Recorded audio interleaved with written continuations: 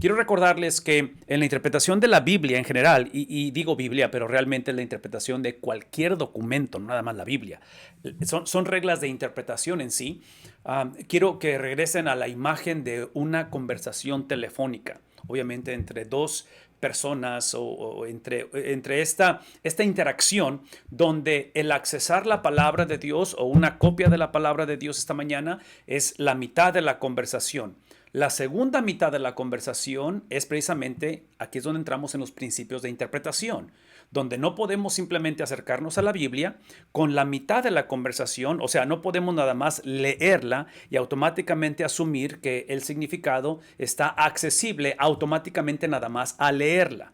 Y menciono todo esto porque estos componentes de interpretación que forman la segunda mitad de la conversación son los que hemos hablado a través básicamente de 2 años que hemos estado enseñando estos cursos, y algunos principios de interpretación bíblica que otra vez hacen la segunda parte de la conversación es el contexto histórico del pasaje que estamos leyendo, en este caso Tesalonicenses, el contexto literario, y cuando digo histórico tenemos que saber, por decir, de dónde está escribiendo, en este caso Pablo, que es el autor de este libro, de dónde, el contexto histórico de los tesalonicenses, que son los destinatarios a quien está escribiendo, qué está sucediendo históricamente en la vida de ellos, en la vida de la iglesia, en la cultura en que están viviendo.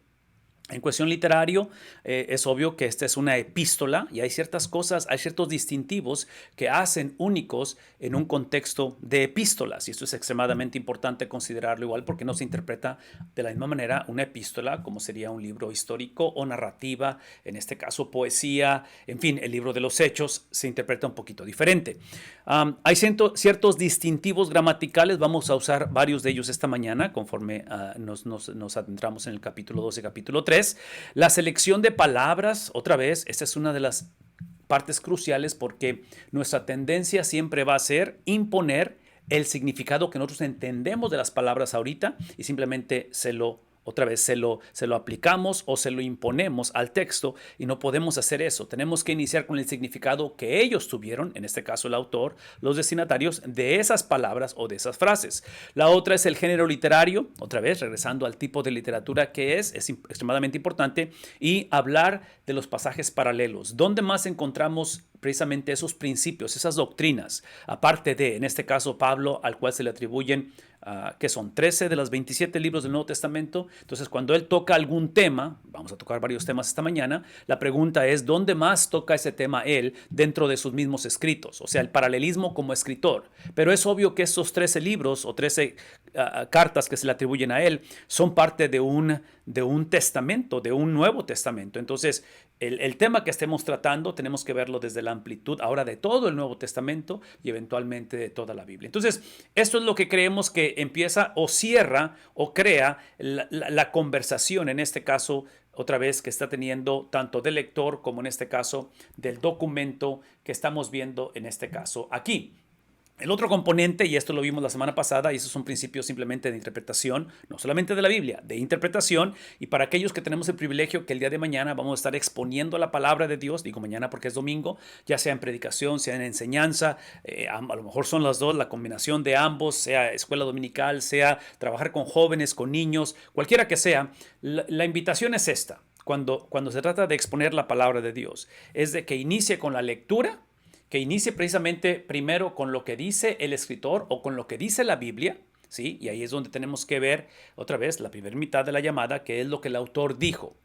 La segunda tarea que tenemos como exponentes es ahora explicarlo. Y cuando hablamos de explicación es hablar de las cosas que el autor implicó. No solamente lo que dijo, pero también lo que implicó el autor. Entonces lo leemos, iniciamos la predicación, iniciamos la enseñanza con lo que el autor dice. No lo iniciamos con lo que yo pienso, con mi necesidad, con mis circunstancias, con lo que entiendo. Sí, iniciamos con lo que entiende él. Por eso es que estos principios me ayudan a llegar a ese punto, a iniciar con el texto. Entonces el texto, lo que hace el texto es que el texto determina el sermón. Una vez más, esto es importante apuntarlo. El texto, la palabra de Dios, determina el sermón. El sermón no lo determina los puntos que yo encuentro en el pasaje. El sermón no lo determina, otra vez, lo que yo entiendo del pasaje. Eso es extremadamente importante, pero lo que yo entiendo solamente es válido cuando va de acuerdo o cuando está afirmando lo que entendió el autor con respecto a lo que está diciendo. Y menciono todo eso porque el último de los puntos es la aplicación. Entonces, siempre hemos dicho esto, la aplicación es el producto, es el resultado así solito, se da natural ese resultado de la aplicación de la Biblia de una buena interpretación. Mi argumento va a ser que la buena interpretación es la fusión de el leer o el texto explicado. El texto explicado. Entonces, cuando fusionas estas dos cosas, lo que produce es aplicación. Trágicamente, y esta mañana vamos a hablar un poquito acerca de eso, una de las razones que Pablo va a escribir esta carta es porque trágicamente la iglesia en estos principios de interpretación iniciaba con la aplicación.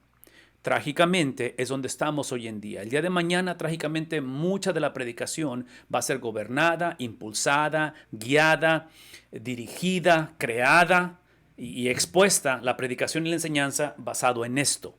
Porque queremos que la gente cambie, que la gente acepte a Cristo, que la gente entienda, que la gente se arrepienta. O sea, queremos que la gente modifique su conducta. No podemos hacer eso porque si inicias con la aplicación, lo que va a terminar sucediendo es que tú determinas el sermón. De acuerdo a lo que tú entiendes o tu experiencia, tu estado de ánimo, tú determinas hacia dónde va esto. Y no podemos hacer eso porque nosotros como lectores solamente somos iluminados, no somos inspirados. La autoridad se encuentra en el texto, la autoridad se encuentra en lo que el autor entendió, lo que el autor dijo, qué es lo que quiso decir. Ahí se encuentra la autoridad. Entonces, menciono todo esto porque cuando esto está en sentido de reversa o iniciamos con la aplicación, y esta frase la uso constantemente, trágicamente el invertir el orden, que no es saludable y no es bíblico, es algo que sucede sin darnos cuenta. Ahora, algunas personas sí lo saben, pero bueno, ya eso es responsabilidad propia, pero típicamente esto es un punto ciego. Y punto ciego otra vez es la analogía de los espejos laterales. Cuando uno maneja, hay un ángulo, hay un punto en el cual no alcanzamos a ver el vehículo o el objeto que está atrás, ¿verdad? Entonces hay un punto ciego. Entonces por eso es para protegernos de nosotros mismos y proteger a la audiencia de nosotros mismos. Por eso es que la aplicación fluye de una buena interpretación. Esa es la recomendación y es donde estamos tratando de considerar o de navegar algo como en esta carta, en este caso la carta a los tesalonicenses. En cuestión de la escatología, que en este caso es el tema o la clase se llama la escatología de Pablo, aquí es donde podemos analizar este tema porque trágicamente lo que hemos hecho y típicamente lo que hacemos es que en cuestión de escatología vamos al libro de Apocalipsis, vamos a la literatura apocalíptica y el punto es este.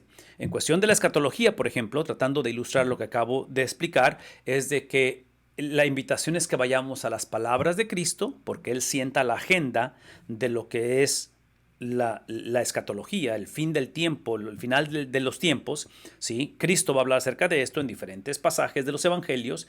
Vayamos a Pablo, el cual va a explicar la escatología o lo va a emplear. Y menciono a Pablo, y Juan también, que la va a ilustrar, pero en este caso acuérdense que la función que tienen estos apóstoles, sobre todo en las epístolas, acuérdense, el Nuevo Testamento es evangelios, es el libro histórico, narrativa histórica de hechos y luego las epístolas. Las epístolas típicamente la función que han tenido o que se le reconoce es precisamente el ampliar o explicar o aplicar las palabras de Cristo. Y menciono todo esto porque en cuestión escatológica es el mismo principio. Si pudiéramos ir a las palabras de Cristo, ahorita como estamos en Tesalonicenses, estamos explicando, estamos viendo el significado de lo que Cristo dijo con respecto a temas escatológicos. Hemos dicho esto anteriormente, pero en el caso de Tesalonicenses, sobre todo la primera carta, cada final de cada capítulo de Tesalonicenses, primera carta, al final de cada capítulo existe una frase, un componente, una narrativa, en este caso escatológica. Entonces queremos regresar a eso una y otra vez porque esa es una de las cosas que queremos otra vez, principios que queremos aplicar en lo que estamos hablando. En cuestión de este autor, hablando del apóstol Pablo, parte de su descripción es precisamente que él es misionero, que es un pastor, y vamos a ver su corazón pastoral esta mañana desplegado, lo cual siempre es alentador en ese aspecto, ese cuidado, esa protección, esa habilidad de nutrir a la iglesia, de exhortar a la iglesia, de disciplinar a la iglesia y de amar a la iglesia. Y eventualmente encontramos que con respecto a los tesalonicenses, tiene una muy buena relación. El pastor Turcot está monitoreando nuestra conversación de esta mañana, así es que ya sea aquí en Zoom o sea en las redes sociales, queremos escuchar sus preguntas. Por favor, apúntenlas ahí y vamos a hacer alguna pausa dentro del tiempo que tenemos disponible para tratar de responder y dialogar un poquito con respecto a lo que estamos hablando. Con respecto a este capítulo número 2, es donde estamos viendo una comparación, Pablo comparando lo que está sucediendo tanto en Corinto y en Tesalónica. Pablo está escribiendo desde Corinto, entonces las circunstancias, recuerden que hablamos del contexto histórico, las circunstancias, Pablo tiene la impresión, Pablo está llegando la información a él de que la situación es un poquito caótica, la situación es difícil en Tesalónica. Entonces es parte de la escritura de esto. Acuérdense que muchas de esas cartas, y esta es una de ellas, son escritas porque la iglesia tenía preguntas específicas que hacerle, en este caso a los apóstoles. Entonces parte de la lectura de una carta como Tesalonicenses es que Pablo está respondiendo a preguntas que la iglesia le estaba haciendo. Entonces es importante, si ese es el caso, que sepamos cuáles son esas preguntas para entender mejor el pasaje. Parte del problema es que Pablo, y es otra vez parte de la razón que escribe, el contexto es persecución. Pablo está experimentando persecución, la iglesia está experimentando persecución. Y parte de esa persecución, aquí vemos, es que aparentemente va a ser de líderes judíos locales, aparentemente de líderes judíos foráneos, fuera, en este caso de Tesalónica, y tal vez de gente pagana. No tenemos así con claridad quién exactamente está oponiendo a Pablo, pero aparentemente lo que entendemos es que había oposición. En este caso, yo argumentaría que eso se le llama vida, se le llama ministerio, ¿no es cierto? O sea, es parte del proceso, en este caso, del pastorado, del liderazgo, y vamos a hablar un poquito más acerca de esto también. En los comentarios de Dr. Bob Utley, una de las cosas que ayuda mucho, y otra vez, esta es una de las cosas que invito a que usemos herramientas. Y digo comentarios de Dr. Bob Utley, pero es obvio que no es el único comentario. Biblias de estudio son extremadamente recomendadas, todo tipo de herramientas, pero aquí está el punto. Al principio de cada capítulo, típicamente, con algunas excepciones, Dr. Bob lo que hace es que invierte una sección al principio de cada capítulo de la Biblia para dar este vistazo general, esta vista panorámica del capítulo. Y esto ayuda mucho, asumiendo que ya pasamos tiempo en oración, asumiendo que ya leímos el pasaje o leímos la Biblia, leímos el libro, leímos lo que estemos por predicar o enseñar de una manera personal, porque acuérdense que este tipo de herramientas como comentarios vienen en el tercer ciclo de lectura. Si el primero y el segundo tiene que ser nada más entre el lector, que eres tú, que soy yo, la Biblia y el Espíritu Santo. No iniciamos con comentarios. Asumiendo que ya hicimos eso, una de las secciones que viene es esta cuestión de los vistazos contextuales, en este caso del 1 al 13. Y parte de lo que él nos ayuda a ver, porque es la vista panorámica de todo el pasaje, antes de entrar en los detalles o en los versículos que más nos llama la atención o que queremos extraer, el capítulo refleja la creciente oposición, otra vez, oposición judía a la iglesia en Tesalónica. Esto está correlacionado, y ustedes recuerdan de la semana pasada, si ustedes regresan a la página de comentario bíblico gratuito.org, Dr. Bob tiene líneas o tablas del tiempo. Y estas las tiene para Antiguo Testamento y Nuevo Testamento. Entonces lo que hace él, y otra vez no lo voy a poner ahorita por cuestión de tiempo, pero básicamente es una línea, una tabla cronológica. Y cuando ustedes observan los escritos o los libros del Nuevo Testamento, una cosa que hace Dr. Bob que ayuda mucho para ver esto, es ver la cronología de estos libros del Nuevo Testamento a la par con la cronología o la narrativa del libro de Hechos, porque están correlacionados. Entonces cuando hablamos acerca de esta oposición que está viviendo la iglesia en Tesalónica, está relacionada con lo que narra él, en este caso el historiador Lucas, en el libro de los Hechos. Otro de los vistazos contextuales, específicamente del 2 al 13 otra vez, es que este capítulo expresa de una manera, y aquí Pablo otra vez, ese elogio, ¿verdad? Las características, esa perspectiva pastoral de Pablo de un verdadero ministerio.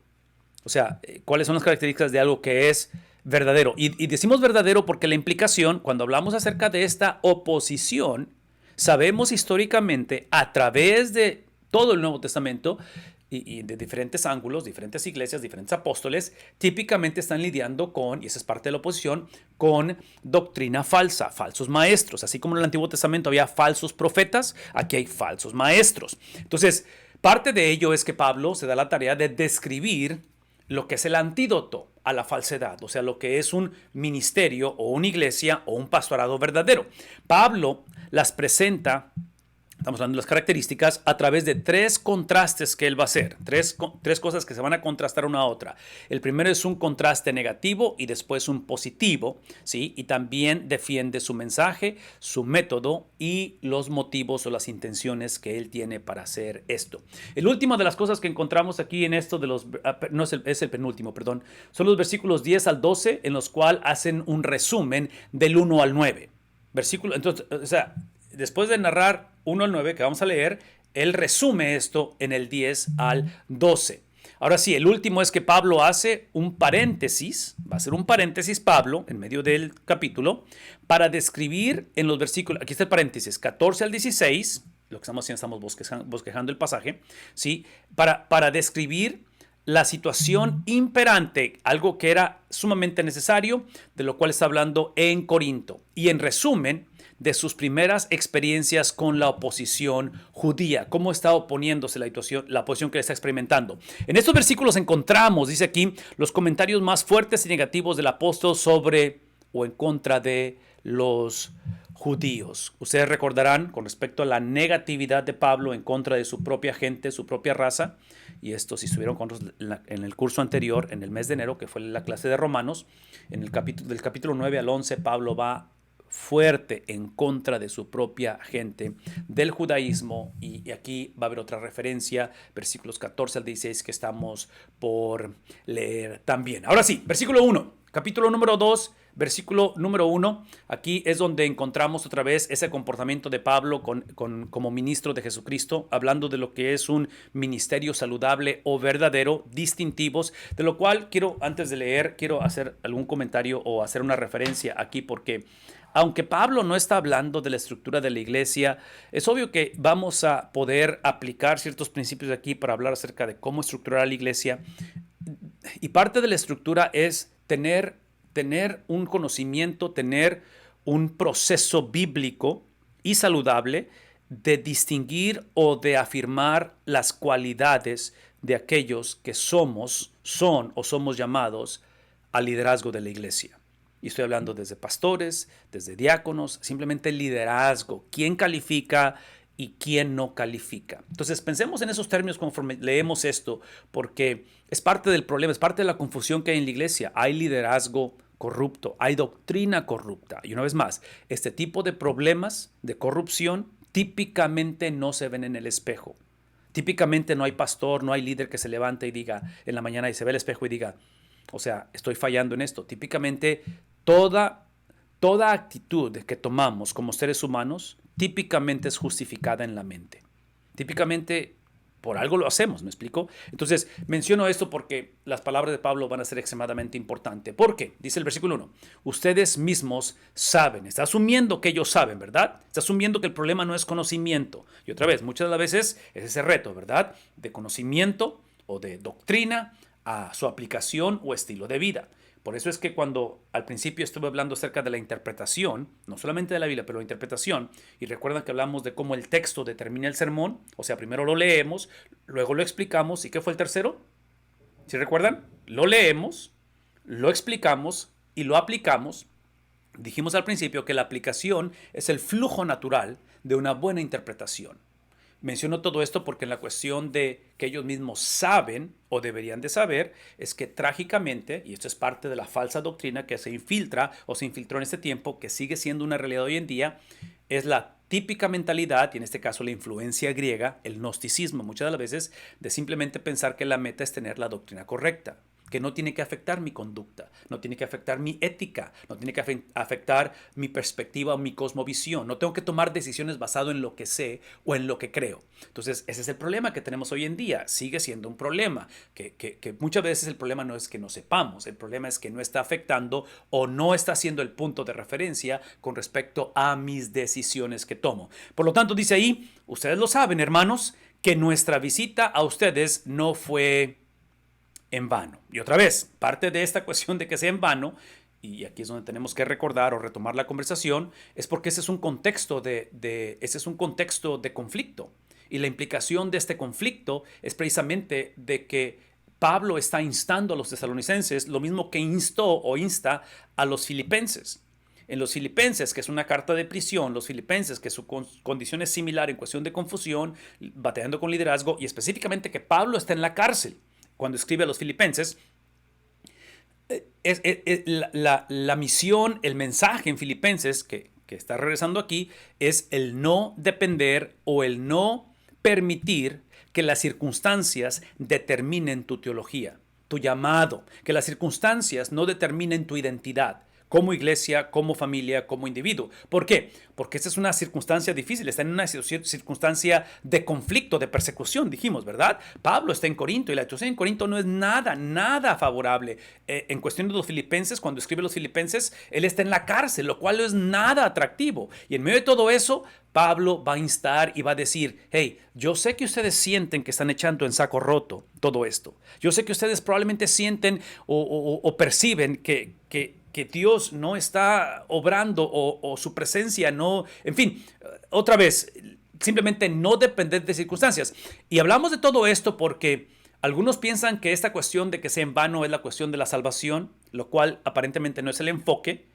En la cuestión de que a lo mejor alguien está cuestionando salvación, cuestionando si la persona es salva realmente, cosas por el estilo. Pero aquí el punto aparentemente se trata de la efectividad de la iglesia. La iglesia aparentemente no se sentía efectiva. Y otra vez, no sé si sea el caso de nosotros hoy en día, no sé si ahorita que estamos llegando a la edad, algunos de nosotros ya donde sentimos que los años nos empiezan a pesar un poquito o tal vez como nuevos en el ministerio y de repente nos sentimos un poquito decepcionados y decimos, ok, esta es mi primera iglesia o yo pensaba que iba a ser de esta manera. ¿Qué acerca de la crianza de los hijos, de los nietos, del matrimonio, de las finanzas, de la salud? En otras palabras, potencialmente podemos regresar a sentirnos a permitir que las circunstancias o inclusive nuestra misma conducta defina nuestra esencia.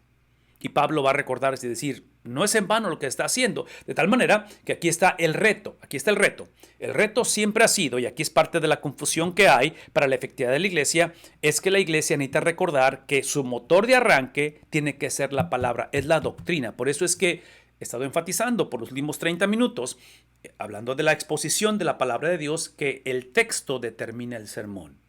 Una vez más, el texto determina el sermón. En este caso, porque el texto o la doctrina, estamos hablando de que es lo que me recuerda o es el mensaje de la justificación.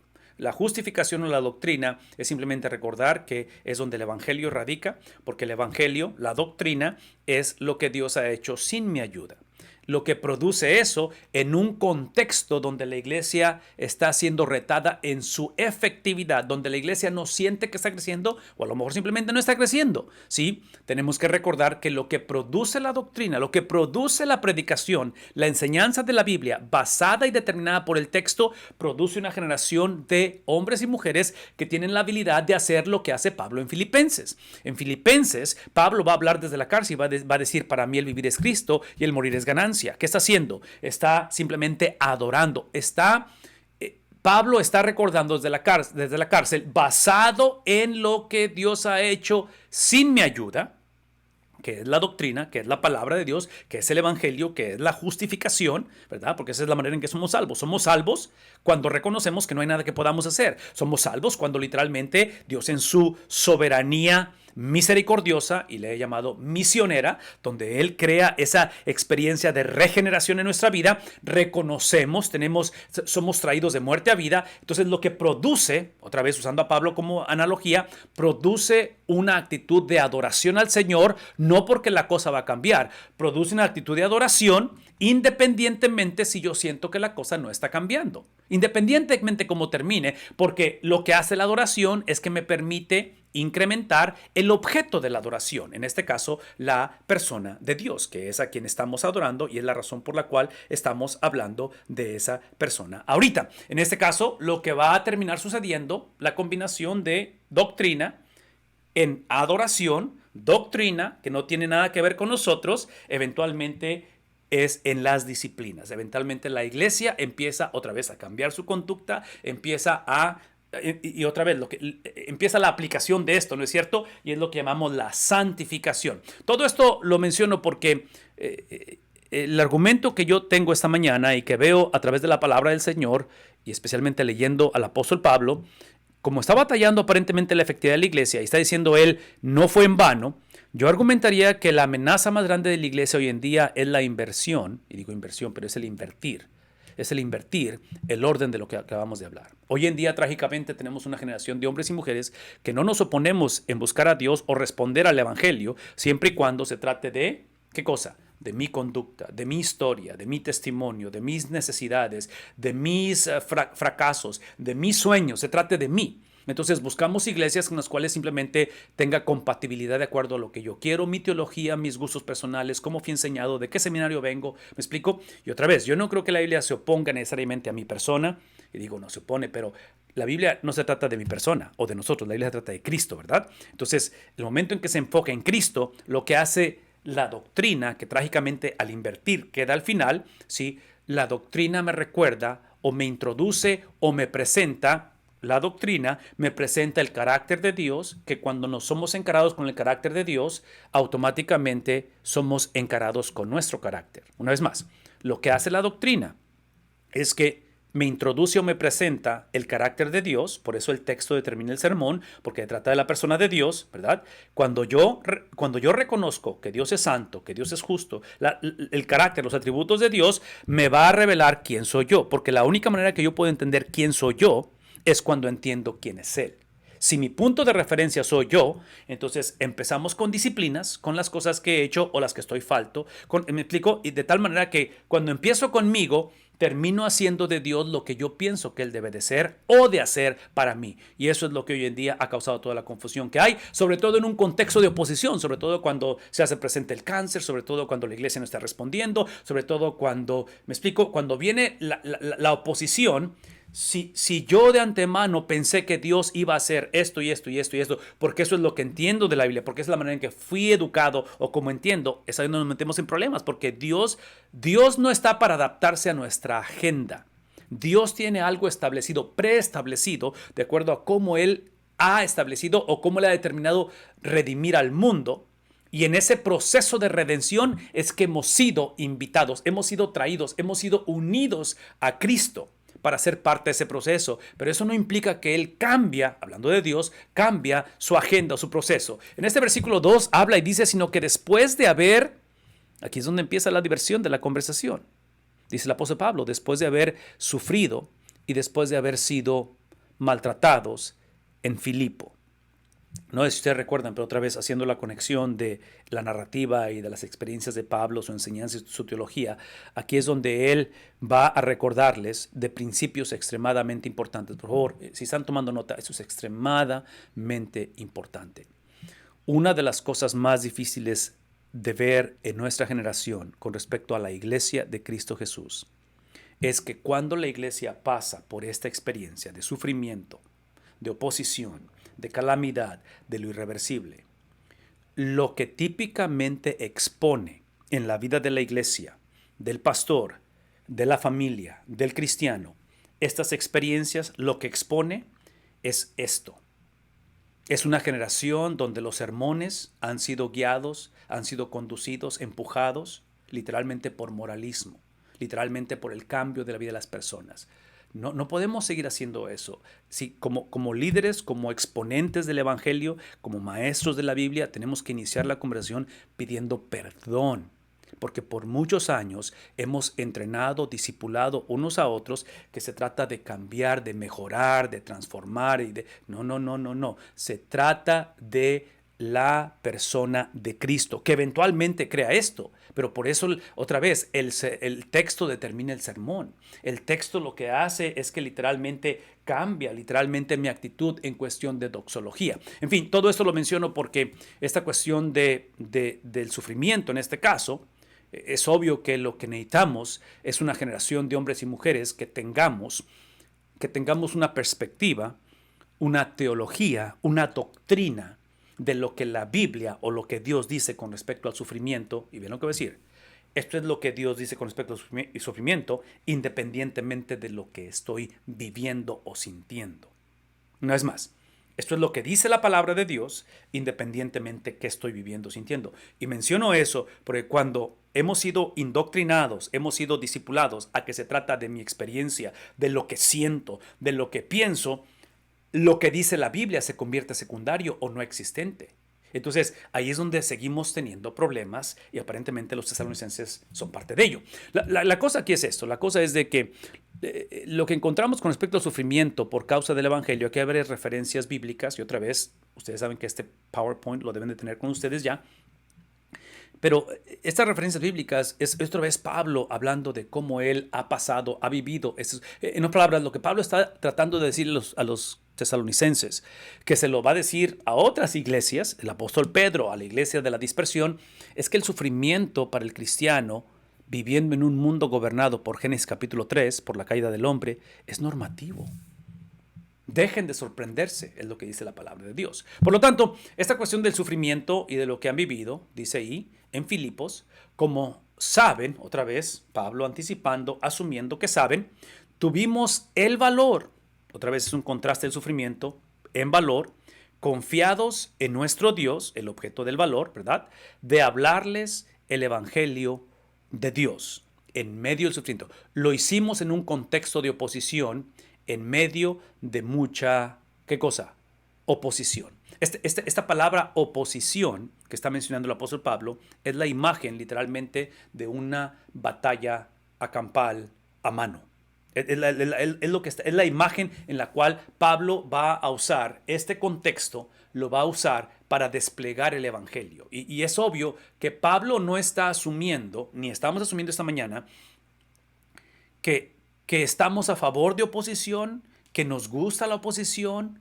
Dios permita que nosotros no seamos los que estamos creando oposición, que no seamos nosotros los que estamos creando oposición, pero la perspectiva de lo que estamos hablando aquí, y otra vez Pablo afirmando esto a la iglesia, es la soberanía de Dios. Es el Dios que no necesariamente está a favor de esto, pero es el Dios que cuando esto se hace presente dentro de la iglesia, dentro del hogar, en nuestra comunidad, cuando hay esta mucha oposición, Dios no ha perdido el control de las circunstancias. Ese es el punto. Y la única manera que la iglesia, el cristiano, va a poder operar basado en lo que Dios dijo es cuando, como padres, como abuelos, como pastores, como maestro de escuela dominical, dejemos que el texto determine el sermón. Una vez más, el texto determina el sermón. La doctrina tiene que determinar, tiene que ser el motor de arranque, porque la doctrina lo que hace no garantiza el cambio de esto. La doctrina lo que hace, basado en lo que hemos dicho, produce un corazón de gratitud. Doxología. Otra vez, Pablo desde la cárcel, Filipenses 1:21. ¿Sí? Para mí el vivir es Cristo. ¿Sí? En medio de esto, estoy en la cárcel, ¿verdad? Y el morir, ¿qué es? Es Cristo en su totalidad, es la persona de Cristo. Entonces, no es tanto que estoy a favor de la oposición, no es tanto de que me gozo estar en la oposición, es simplemente que la oposición se convierte en el vehículo, de acuerdo a lo que está diciendo Pablo, ¿sí? Ese valor que tuvimos de hablarles, ¿qué cosa? No de que iba a cambiar la situación, hablarles del Dios que está en control de la situación. Aun si la situación es deplorable, no favorable, asumiendo que no fue nuestra negligencia, asumiendo que no fue nuestra justicia propia, nuestra religiosidad o nuestra lascivia y pecado que creó la situación. Porque si nosotros fuimos la razón de ello, la respuesta simplemente es perdón, ¿no es cierto? O sea, hay que confesar nuestro pecado. No podemos seguir viviendo en pecado y asumiendo que Dios, sí, todas las cosas, a los que aman a Dios, todas las cosas les ayuda bien. No podemos hacer eso si somos los que voluntariamente creamos esto. En fin, todo esto es el concepto de agonía, es lo que está hablando de oposición en un concepto de agonía. Pues nuestra exhortación, y otra vez esta palabra exhortación, es la imagen, es el lenguaje que se le da al Espíritu Santo como consolador, como aquel que trae consuelo. Entonces, en medio de agonía, como padre espiritual, como apóstol, como obispo, como anciano gobernante, ustedes saben que esas son palabras, son sinónimos, como pastor, él está trayendo ese consuelo, esa exhortación. E inclusive, Dr. Bob en su página tiene un tema especial, que espero que sepan dónde están ahora, ¿verdad? Comentario bíblico gratuito.org. Hay un tema especial que se llama Jesús y el Espíritu, y es donde habla acerca de las cualidades que en este caso tienen ambos, la segunda persona, tercera persona de la Trinidad, el Hijo y el Espíritu Santo, con respecto a cómo consuelan. Y les invito a que ahí lo vean para que puedan ampliar este tema y vean los detalles y todo lo que Dr. Bob provee en cuestión de estos temas. El punto aquí es de que esta exhortación no procede. Otra vez, acuérdense que él está haciendo, estas cartas son presentadas en un contexto como una corte donde se están disputando un caso legal. Entonces, en su defensa, él está diciendo, no procede como procede la instrucción o exhortación de los falsos maestros.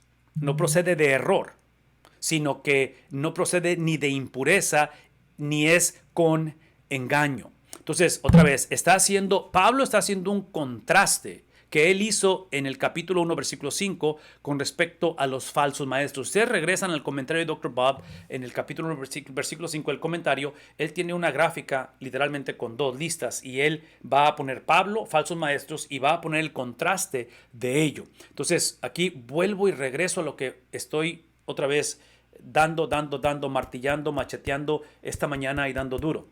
Mientras la predicación y la enseñanza de la Biblia, mientras el estudio personal de la palabra, cuando nos acercamos a ella, siga siendo gobernado por las disciplinas, por mis preferencias personales, por mi conducta, cómo le ayudo a mi hijo para que cambie, ahora que mi hija pasó por eso, mientras siga siendo esa el motor de arranque y eventualmente al final dejamos la doctrina, mientras sigamos haciendo eso, que es la inversión de lo correcto, cuando seguimos haciendo esto, lo que va a seguir sucediendo es que trágicamente la iglesia no va a estar, el cristiano, el joven, el niño, no va a estar equipado o preparado para saber la distinción, para saber la diferencia entre doctrina correcta y doctrina equivocada.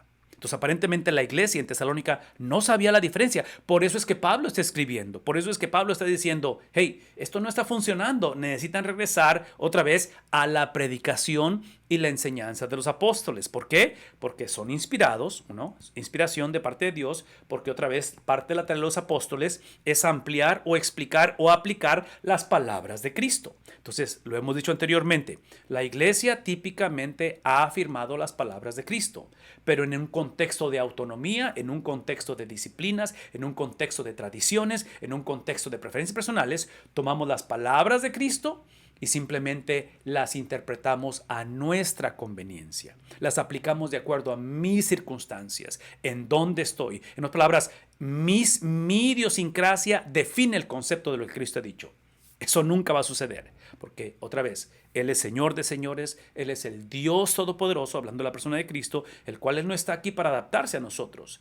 Él está aquí literalmente para transformar nuestra vida a través de su palabra, que es como Él lo hace. Versículo 4, sino que así como hemos sido aprobados, y esta cuestión de ser aprobados, ahorita voy a explicar, por Dios para que se nos confiara el Evangelio.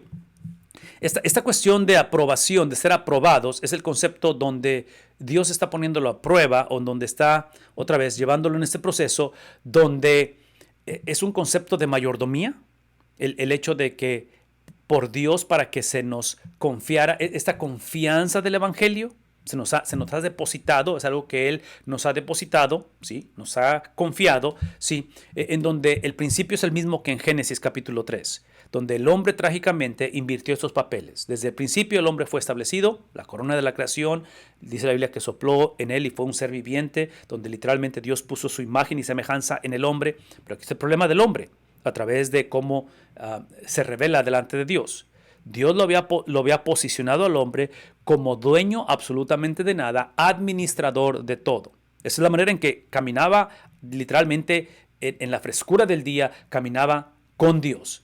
El momento en que el hombre se cree dueño de todo, responsable de nada, es cuando nos metemos en problemas. Entonces, hablar de esto que se le ha confiado, este evangelio, dice él, así hablamos, no como agradando a los hombres, porque somos administradores del evangelio, no es nuestro evangelio, ¿verdad? No es mi experiencia, no es mi preferencia personal, no es mi color de piel, no es de dónde vengo, quién fue mi mamá, mi papá y todo. Sí, no se trata de mí. Está diciendo él, sí, simplemente no lo hicimos para agradar a los hombres, sino a Dios, el cual, vean esto, el cual, al yo reconocer que soy dueño absolutamente de nada y administro o soy responsable de todo, es el Dios que no solamente está pidiendo una conducta correcta, pero es aquel que necesita ver también un corazón que se alinea a las intenciones del corazón. No solamente lo que decimos, es cómo lo decimos. No solamente lo que hacemos, pero es por qué hacemos lo que hacemos. Y otra vez, yo sé que este es un disco rayado. Mientras sigamos siendo la generación que nuestro motor de arranque son las disciplinas, es mi conducta, es mi testimonio, es la manera en que yo he hecho en medio de el favor que yo te hice, sí, vamos a continuar perpetuando, sí, actitudes correctas con corazones distorsionados. Porque cuando empiezas con la disciplina, con tu actitud, cuando empiezas con una iglesia que está lista para ir, para ofrendar, para dar, para hacer misiones, lo cual no es malo, ¿verdad? Es parte de la obediencia, pero la obediencia tiene que emanar de un corazón transformado. La manera que el corazón del hombre es transformado no es mejorando su conducta, es a través de la conducta de Cristo, es la doctrina. Sí, la doctrina es el testimonio de Cristo, la doctrina es la experiencia de Cristo, es el pensar de Cristo, es el sentir de Cristo. Cristo es quien transforma el corazón del hombre. Hoy en día tenemos mucha gente, desde el liderazgo en la iglesia, gente que acaba de llegar, gente que está confundida con el Señor. ¿Ven lo que voy a decir? Porque hemos creado una generación que se trata de las cosas que hacemos, de las cosas que hablamos, del conocimiento que tenemos, del testimonio, de la manera. Somos cuarta generación de cristianos. En fin, tenemos un montón de insignias y de resumen de experiencias, pero el corazón no ha sido transformado. Pero literalmente hay gente que no es salva. Que tienen todas las características de una persona salva, pero no son salvos. Aquí está el problema. El problema es que no lo saben. El problema es que somos parte de un sistema en el cual el motor de arranque ha seguido siendo la conducta, el moralismo, las cosas que no hacemos. Es que no soy como ellos, por eso soy mejor. Dios permita que eso cambie. Aquí es un ejemplo de ello. Mateo 7:21, hablando de las palabras de Cristo. No todo el que me dice Señor, Señor, entrará en el reino de los cielos, sino el que, porque la conducta tiene que estar basada en el corazón, el que hace, ¿verdad? De la abundancia del corazón es que no solamente habla la boca, pero es la conducta, la voluntad de mi Padre. ¿Quién es la voluntad de mi Padre? Es Cristo, ¿verdad? Cristo es la voluntad de mi Padre, el cual está en los cielos. En fin, otra vez, estamos hablando acerca de esta experiencia en la cual tiene que ser regeneración que produce esa transformación. Porque como saben, una vez más, como saben, otra vez asumiendo que ellos saben, nunca fuimos a ustedes con palabras lisonjeras. Otra vez, esa comparación, ¿verdad?, entre la enseñanza falsa y la enseñanza verdadera, ni con pretexto para sacar provecho. Y otra vez, esta cuestión de palabras lisonjeras es el concepto de la manipulación. Trágicamente la manipulación, hacerla en el nombre de Dios. El antídoto, vean lo que voy a decir, el antídoto a la manipulación. Estoy pensando, procesando esto como padre de 3 adultos jóvenes adultos, los cuales en los últimos 4 o 5 años han estado en ese proceso de dejar el nido, de dejar la casa y salir al mundo de la realidad, el unirse a nuevas iglesias, el servir debajo del pastorado de otros siervos de Dios. Vean lo que voy a decir, conforme ellos, como mis hijos, empiezan a desarrollar sus relaciones interpersonales, el noviazgo, eventualmente el matrimonio, todo eso. ¿Cómo preparas a esta generación de jóvenes, de señoritas, esta generación de pastores, esta generación de líderes en la iglesia para que no sean manipulados o sean manipuladores? Pero en este caso, manipulados. ¿Cómo le haces? Porque otra vez, si todo lo que hemos enseñado a nuestros hijos es moralismo, es las cosas que deben de hacer, que no deben de hacer, es acerca de una lista de las cosas que tienen que hacer, si fácilmente van a ser manipulados, porque el antídoto, vean lo que voy a decir, el antídoto a la manipulación, el antídoto a la falsa enseñanza, el antídoto a la confusión que hay hoy en día, es literalmente la doctrina, es la palabra de Dios. No sé de qué otra manera decirlo, pero mientras sigamos siendo la generación de cristianos, de iglesias, como los tesalonicenses, que su motor de arranque era lo que hacían y lo que no hacían. En la carta de los Filipenses, Pablo va a lidiar con los judaizantes que querían llevar a la iglesia de regreso a los rudimentos de la ley. ¿Sí? Vean lo que voy a decir. La ley nunca fue dada para que el hombre sea justificado. La ley fue dada para que el hombre sea santificado. La justificación no se encuentra en la ley, se encuentra en el que cumplió la ley. ¿Quién cumplió la ley? Es Cristo. Cristo es nuestra justificación. Es la justicia de Cristo que nos hace ser aceptos en el amado, ¿verdad? Es la perfección de Cristo imputada, transferida a través de la fe. Menciono todo eso porque los judaizantes van a invertir el papel. Entonces, aquí es donde otra vez esta manipulación, el antídoto es literalmente la doctrina, y Dios permita que nuestros hijos no sean parte de esta generación, este moralismo, este tipo de experiencias dominicales o semanales donde literalmente es una mentalidad de consumir en lugar de contribuir. Voy a la iglesia, la escojo basado en lo que me conviene, y si no hacen lo que yo digo, busco otra iglesia o simplemente dejo la iglesia. Otra vez, es un problema serio, de tal manera que lo que hemos creado es un deísmo moralista terapéutico, ¿verdad? La referencia de Christian Smith, este sociólogo cristiano, en el cual simplemente determina, eso es lo que ha acarreado esto que estamos hablando aquí, la manipulación. Una generación que cree que hay un Dios, ¿sí? Un ser supremo, el cual no es el Dios de la Biblia, por lo tanto, el cual no es santo, por lo tanto, es aquel que solamente lo que requiere es un montón de gente moralista, porque depravación no hay. O sea, todos nacemos buenos. Gente mala de vez en cuando hay uno que otro, ¿verdad? Pero, hey, somos buenos, de tal manera que al final, cuando se me atore la carreta, cuando la cosa no está funcionando en finanzas, en el matrimonio, en mi sexualidad, necesito un terapeuta. Porque eso es Dios, ¿no es cierto? Por eso voy a la iglesia. Hay que llevar a los jóvenes con el pastor de jóvenes o los niños a la escuela bíblica de vacaciones para que les den ¿qué cosa? Les ayude a cambiar su conducta. No. Nada malo con cambiar la conducta. Pero necesitamos una generación que sea particular, que abrace, que imite, que literalmente crea en la conducta de una sola persona. Y esa persona no soy yo, no somos nosotros. ¿Es la conducta de quién? La conducta de Cristo. Es el estilo de vida de Cristo. Es la manera en que Cristo se refería o se relaciona con el Padre. Sí, esa relación del Cristo, del Hijo con el Padre, es la relación a la cual somos llamados a tener, pero trágicamente no es el caso. Esto lo hemos reflejado hoy en día en nuestros gobiernos. Nuestros gobiernos, a través del deísmo moralista terapeuta, literalmente, en lugar de autoridad, el gobierno tiene autonomía.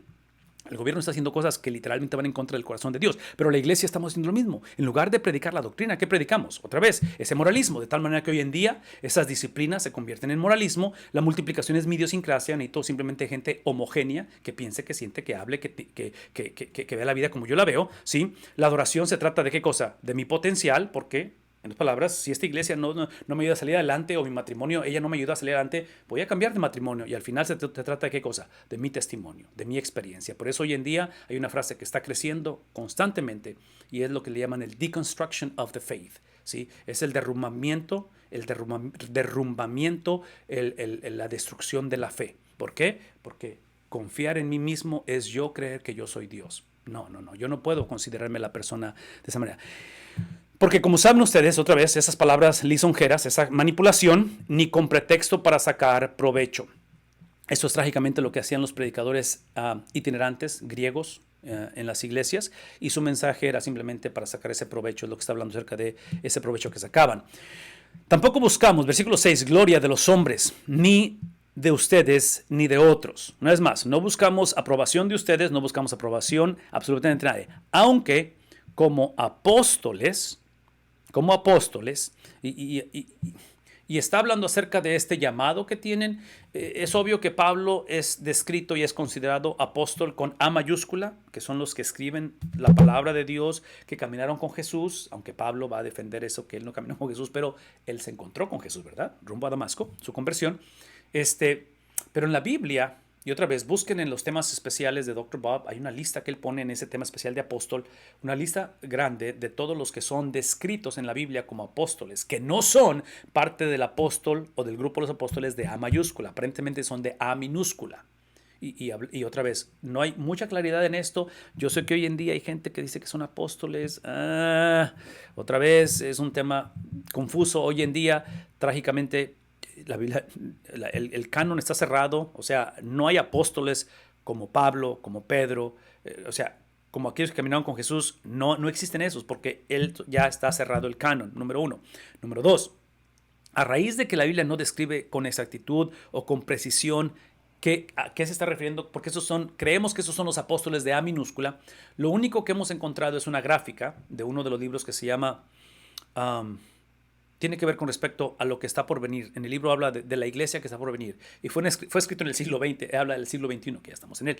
Pero es un libro que habla acerca del papel, y estamos hablando de Efesios capítulo 4, versículos 10, 11, 12, donde habla acerca de estas posiciones, de estos llamamientos en la iglesia, los 5 de apóstol, maestro. Aquí está viendo la lista, ¿verdad? Entonces encontramos lo que es la definición y el impacto que hacen. Es hasta donde puedo llevar la conversación por ahorita. Con respecto al apóstol, están viendo que es aquel que es enviado, ¿sí? Y es aquel que su impacto en el reino de Dios o en la iglesia local es la extensión de ella. En fin, Pablo, hablando acerca de ello, termina diciendo, aunque como apóstoles de Cristo hubiéramos podido imponer nuestra autoridad. Está hablando de esa autoridad apostólica, de ese honor apostólico, de esa compensación financiera que él eventualmente va a tomar de algunas iglesias. La va a aceptar, no siempre la va a aceptar porque va a ser un cuestionamiento sobre él, lo van a cuestionar de su integridad a Pablo, y aparentemente solamente de las iglesias que él tenía una relación cercana y que le amaban va a aceptar las ofrendas. De ahí en fuera no va a aceptar porque no quiere él ponerse en una posición donde su integridad sea cuestionada o otra vez sea un motivo de confusión. Versículo 7, más bien demostramos ser, porque no somos manipuladores, no hacemos eso, ¿verdad? Pero lo que hacemos es que es el concepto de benignidad. Somos benignos entre ustedes, dice él, como una madre. Vean la manera en que el lenguaje que usa, donde está usando un lenguaje de familia, esa benignidad en un contexto de una madre que está literalmente amamantando, que está cuidando, nutriendo la vida de un bebé. Dice que cría con ternura a sus propios hijos. Entonces, lo que va a hacer el apóstol Pablo es que va a usar un lenguaje, otra vez familiar, materno en este caso. Es el lenguaje que usa él para describir el cariño, describir la profundidad de la relación, porque es obvio que cuando hablamos de una mamá con su bebé, estamos hablando de un vínculo especial, ¿no es cierto? Estamos hablando de algo especial. Esa terminología está usando él, en contraste a la manipulación de la falsa doctrina. Entonces, una de las cosas, y esta semana tuve la oportunidad de platicar con un pastor y hablábamos acerca de la revitalización de la iglesia. Y me platicaba la situación de la iglesia y parte de la conversación me preguntaba él acerca de qué se puede hacer y cosas por el estilo. Y la primera pregunta que hice, esa fue la primera pregunta que hice, ¿estás dispuesto a quedarte hasta donde entiendes la voluntad de Dios? Porque si tú quieres ser parte de la revitalización o liderar, guiar la revitalización de una iglesia, la pregunta es no tanto si sabes, tienes experiencia, conocimiento, tienes herramientas. Eso es importante y qué bueno. Y necesitamos, por eso estamos aquí, para agarrar herramientas. Pero la pregunta que le hice fue esta. Fue la primera pregunta que le hice. Le hice la pregunta, ¿estás dispuesto a quedarte de 7 a 10 años en esa iglesia? Porque si no estás dispuesto a quedarte, ni te metas. ¿Por qué?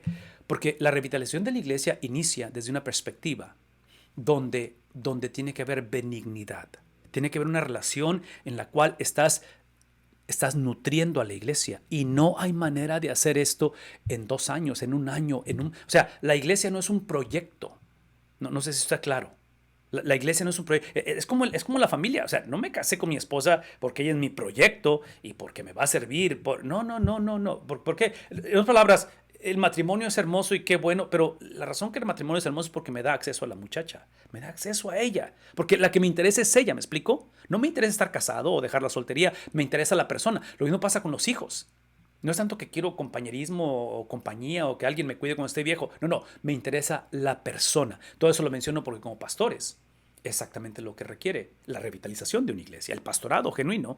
Tienes que amar no a la iglesia futura, a la iglesia presente. No a la iglesia ideal, pero a la iglesia real. Es obvio que no estoy hablando de tolerar todas las cosas que la iglesia potencialmente hace, porque por eso estamos hablando de eso. Pablo no está tolerando lo que la iglesia hace, pero en el proceso de discipularla o rediscipularla o revitalizarla, Pablo está mostrando esta actitud, otra vez, de cariño, de benignidad, teniendo así un gran afecto, otra vez, ese afecto por ustedes. Esta frase de afecto por ustedes, y esta es una palabra o una frase muy difícil de leer, porque trágicamente esta es una realidad para muchas personas, muchas personas, pero es literalmente la imagen. Vean lo que está diciendo. Teniendo así, o sea, vean la profundidad de este afecto. Es el afecto o el dolor o la pasión de un padre o una madre cuando entierra a un hijo. Estamos hablando de un afecto, otra vez, único, un distintivo. Porque es obvio que duele cuando entierras a tu madre, a tu abuelo, a un ser querido. Pero enterrar a un hijo es parte de ese vínculo, ¿no es cierto? Eso es lo que está diciendo el apóstol Pablo. Nos hemos complacido en impartirles no solo el Evangelio de Dios, sino también, vean esto, no solo, pero sino también nuestras propias vidas. En otras palabras, otra vez, la doctrina literalmente se convirtió no en la meta, pero en la base. ¿verdad? Hablamos de doctrina, doxología, disciplinas. La doctrina es la base. Entonces la doctrina es lo que produce disciplinas eventualmente. Entonces no solamente les dimos el Evangelio de Dios, pero nos dimos a nosotros mismos. Porque otra vez, porque la doctrina, una vez más, vean lo que voy a decir, la doctrina, el texto que determina el sermón, determina la agenda de la iglesia, determina el matrimonio, el texto determina la sexualidad de la persona, el texto determina la vejez del individuo, el texto determina, ¿me explico? El todo, el texto se aplica, es aplicable, tiene que causar, tiene que ser integrado, tiene que ser manifestado. Entonces Pablo está diciendo, hey, no solamente les presentamos el Evangelio de Dios, pero también nos dimos nuestras propias vidas. Entonces el punto aquí es simplemente el precio a pagar, el precio que involucra el ministrar, el precio el que involucra, porque otra vez, aquí el punto que la iglesia no necesita nada más un predicador, necesita un pastor, necesita alguien que camine con ellos y literalmente seamos moldeados a la imagen de Cristo juntos. Porque recuerden, hermanos, aparentemente se está olvidando nuestros trabajos y nuestras fatigas. Está invitando a la iglesia que recuerden todo esto, como trabajando de día y de noche para no ser carga a ninguno de ustedes, les proclamamos el Evangelio de Dios. Ustedes son, ¿qué cosa? Son testigos. Y también testigo es Dios. Está hablando acerca de un contexto en lo cual dice de cuán santa, justa e irreprensiblemente nos comportamos con usted. Otra vez, escuchen el lenguaje, o sea, de benignidad y de comparación con los maestros falsos, que su doctrina no encaja, no embona, no conecta con su conducta. Lo que están diciendo no va de acuerdo con su estilo de vida. Esa es la falsedad de este tipo de enseñanza que Pablo está refutando. Y Pablo está diciendo, no solamente iniciamos con doctrina, pero la doctrina que produce doxología, porque acuérdense, Pablo inició la conversación, y ahorita vamos a hablar un poquito más acerca de esto, con un corazón de gratitud por la iglesia real, no por la iglesia ideal. Pablo no siente gratitud porque la iglesia va a ser revitalizada. Pablo siente gratitud porque ama a la iglesia aun cuando la iglesia necesita ser revitalizada. No sé si esto está claro. Pero el amor que Pablo tiene por la iglesia no es un amor donde está celebrando lo que la iglesia está haciendo. Él simplemente ama la iglesia, ama a Dios, y el amar a Dios produce amar la iglesia. No sé si está claro. Amar a Dios es amar a la iglesia. Entonces menciono esto porque otra vez, porque el lenguaje que está usando el apóstol Pablo con respecto a cómo ustedes son testigos, literalmente de nuestro comportamiento basado en la doctrina, ¿sí? Es un concepto de pacto. Es un pacto que decimos, o sea, es algo serio, no es nada más de palabra, no es nada más porque es la manera que uno debe de conducirse. De tal manera que dice, con respecto a este pacto, es de cuán santa, otra vez justa e irreprensiblemente nos comportamos. Y menciono todo esto porque este comportamiento que Pablo está describiendo, de un comportamiento santo, justo e irreprensible, es en un contexto de iglesias difíciles. Lo que Pablo no va a hacer con sus palabras es o permitir la disfuncionalidad de la iglesia o la falta de conocimiento de la iglesia. Pablo no va a permitir eso, y esto es la otra cosa que quiero decir. Lo que Pablo no va a hacer, que hoy en día la iglesia demanda. Si están tomando nota, esto que voy a decir es importante. Y otra vez, no estoy pastoreando ninguna iglesia, y tengo la impresión de que con lo que estoy diciendo a lo mejor ninguna iglesia me va a invitar a pastorear en el momento dado, porque lo que estoy diciendo no es nada popular ni es nada favorable muchas veces, ni me va a ayudar mucho en ese aspecto. Pero Pablo no va a celebrar lo que la iglesia hace. Entonces aquí hay un concepto bíblico modelado por Cristo, donde estamos hablando de aceptar sin afirmar, aceptar sin celebrar. Entonces piensen en términos, otra vez, de un hijo, de un nieto, de un hermano, simplemente de la cultura en que vivimos, donde la conducta, donde el corazón de la persona literalmente es reprobable ante la persona de Dios, donde la persona, el individuo, vive erróneamente ante Dios. Entonces, ¿cómo le haces para aceptar al individuo sin aprobar lo que haces? Eso es lo que está pasando aquí, porque cuando Cristo hizo eso, hablando, por ejemplo, del capítulo 3 de Juan, cuando va y se entrevista con el señor religión, en esta entrevista con Nicodemo, Juan capítulo 3, en el capítulo 4 va y se entrevista con la mujer no religión, porque es una mujer samaritana. Entonces, observen que en el diálogo con ambas personalidades, que el evangelista Juan los pone uno tras otro, que yo creo que los pone, no porque se entrevistó con Juan el martes y el miércoles andaba con la mujer samaritana. Yo creo que el evangelista Juan los pone bajo la inspiración del Espíritu de Dios, que es el autor de la Biblia, los pone uno al lado de otro para que veamos cómo el Evangelio, la universalidad del Evangelio, que ya sea aquella persona que tiene justicia propia como Nicodemo o aquella persona que literalmente no tiene la menor idea de lo que es ser justificado. Cualquiera que sea el caso, si en cuestión de moralidad, de disciplinas, tienes dos extremos, el problema es la doctrina. La respuesta es la doctrina, la respuesta es Cristo. Ok, todo eso lo menciono porque trágicamente hoy en día la dificultad que muchos pastores estamos viviendo y enfrentando es porque el pastor lo permite. Una recomendación que yo he hecho y voy a seguirla haciendo, y aún la he hecho a los pastores que me han preguntado en cuestión de transicionar a una iglesia, plantar una iglesia, iniciar un nuevo ministerio. Se lo he dicho a las iglesias también, y se los digo ahorita. Iglesias que no tienen pastor, que están buscando pastor, pero especialmente a los pastores que estamos en iglesias y que no nos vamos a mover pronto, o no sentimos que, y ojalá que las iglesias no nos van a mover.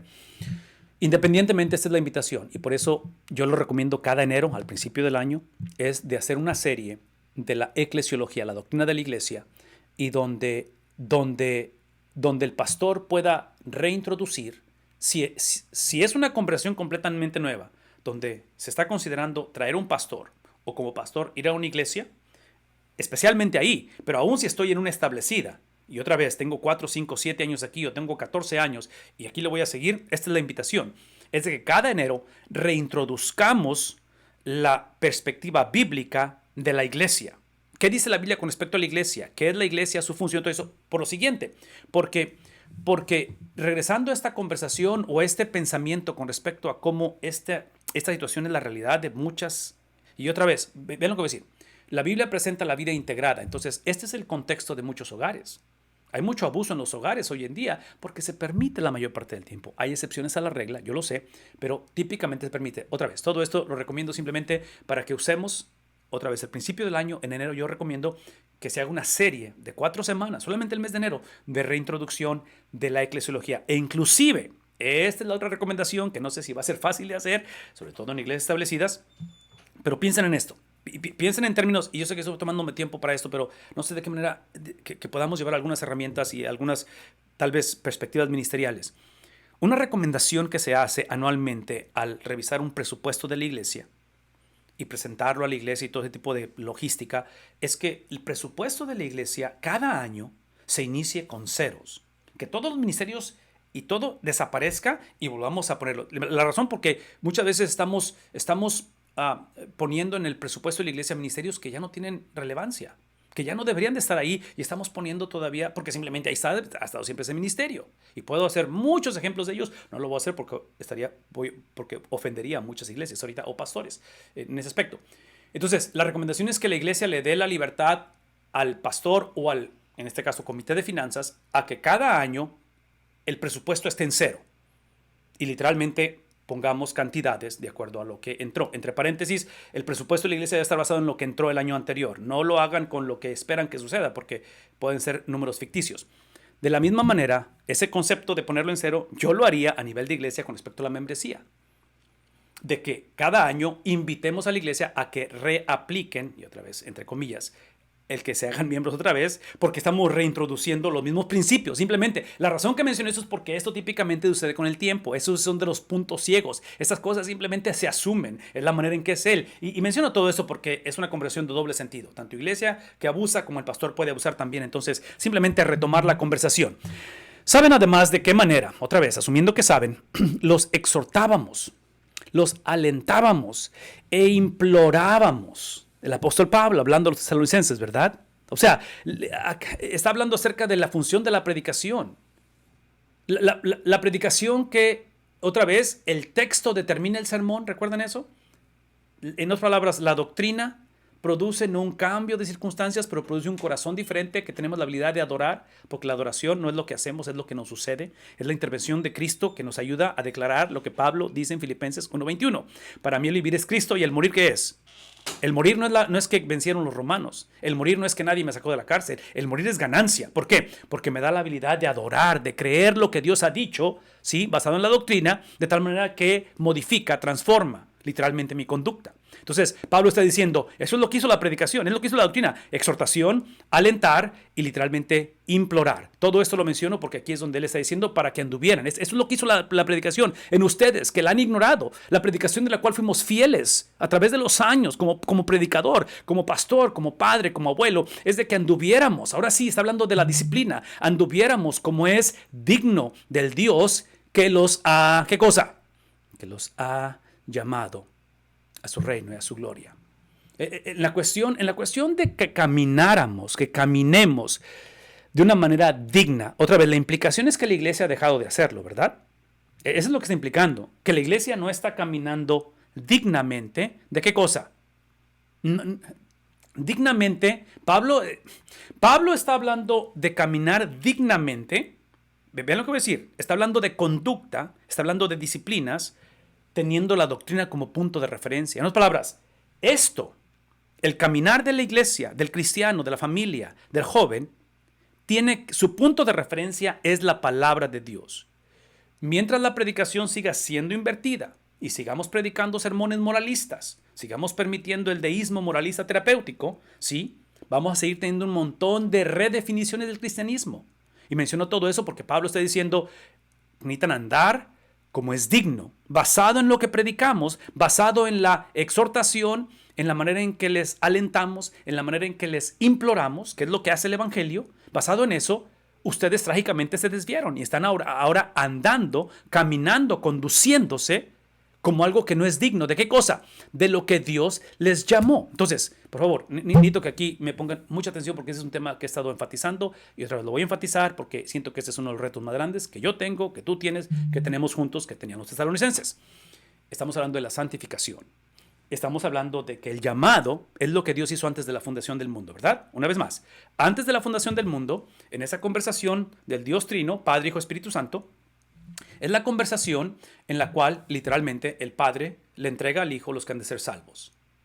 El Hijo, como actitud recíproca ante el Padre por ese vínculo de amor, el Hijo está de acuerdo en no solamente nacer a través de una virgen, caminar en perfección, pero tomar el lugar de aquellos que Dios entregó para que seamos salvos, ¿verdad? Él va a un madero, entrega su vida, consumado es, va a morir, el Hijo, todo eso es la conversación antes de la fundación del mundo. De tal manera que eventualmente en esa